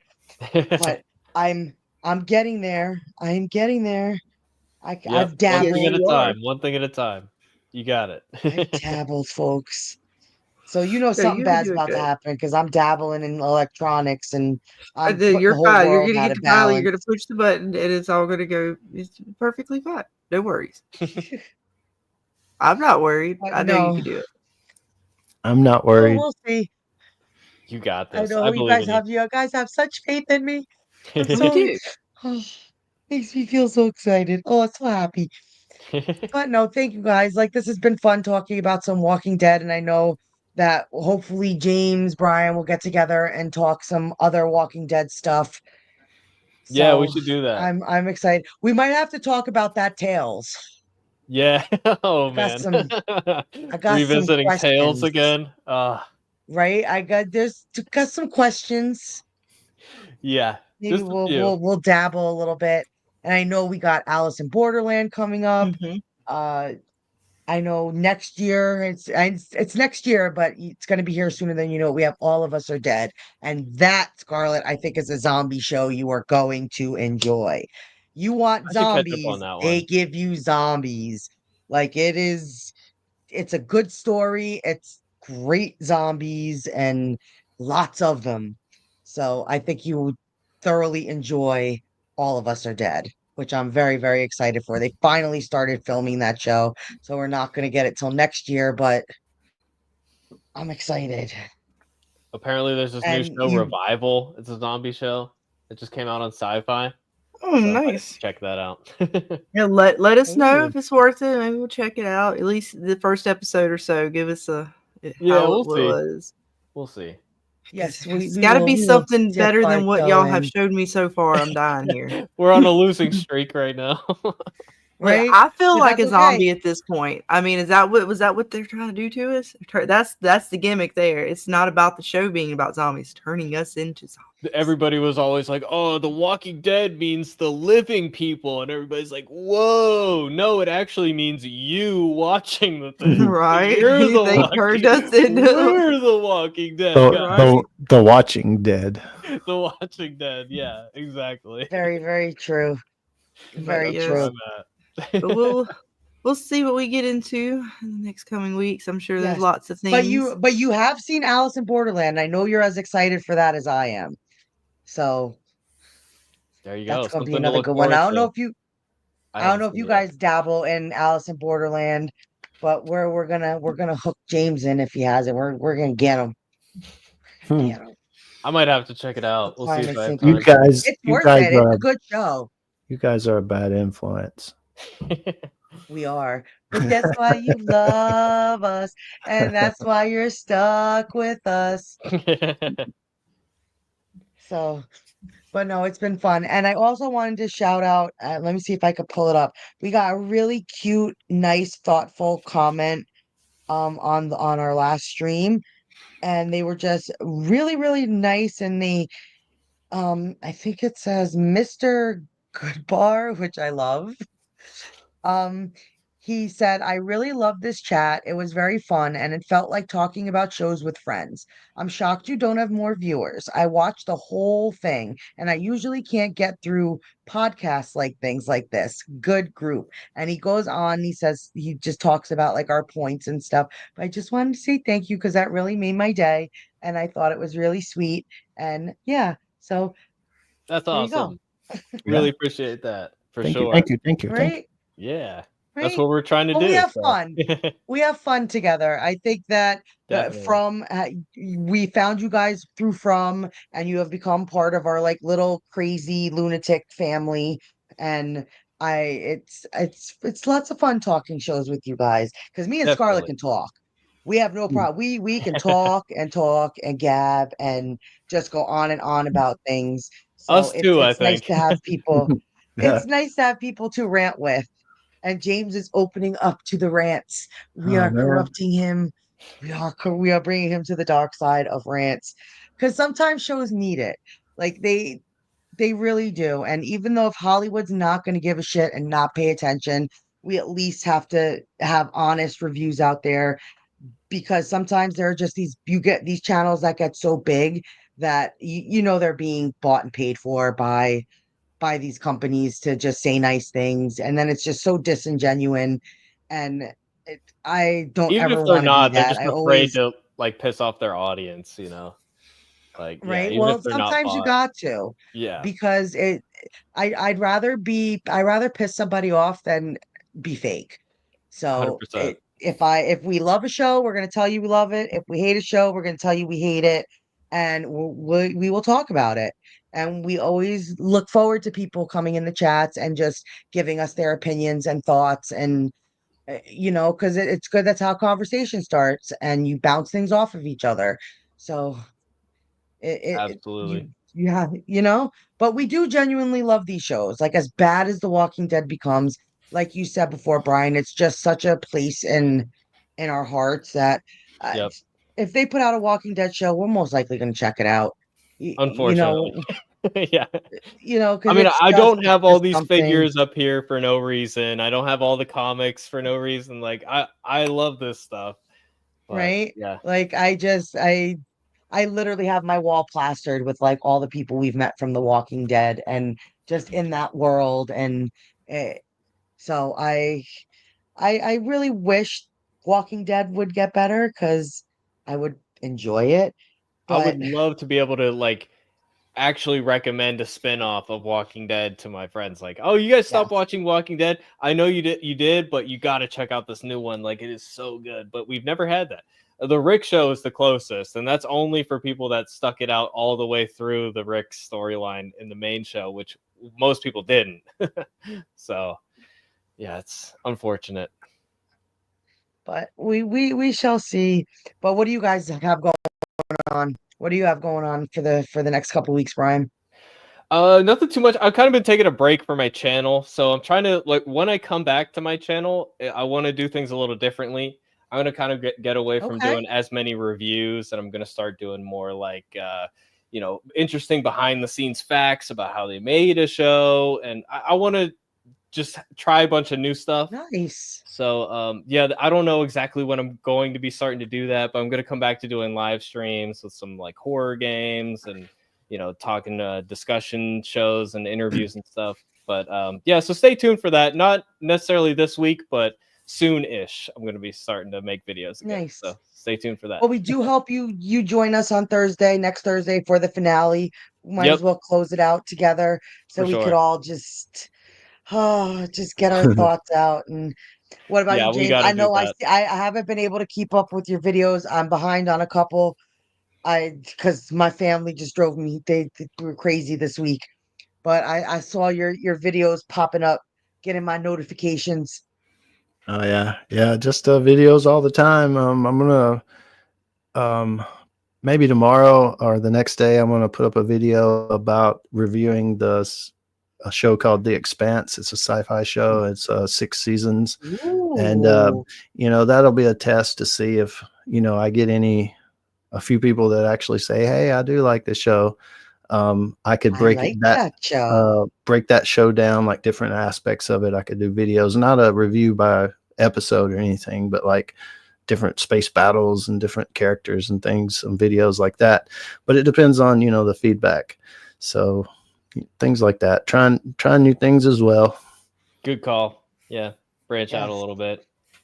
Oh, I one thing I know I'm going to be doing is July, the first week of July, Clementine book 3 comes out. So I'm going to finish out my trilogy, do another like hour-long review, and I'm probably going to have all 3 of the books, and my intro is going to be me burning them. So it's going to be fun. We're going to have a good time. So, it's going to be great. I'm so excited for that. So definitely. Are you excited for the review or the burning?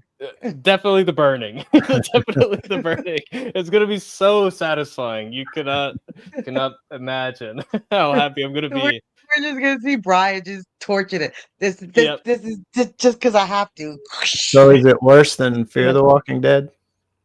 It's worse in the sense that this is a beloved character that we like had an attachment to and was great, and then it just went way down. So it's somewhat similar, but I was more attached to Clementine than I was to any of the other Fear characters.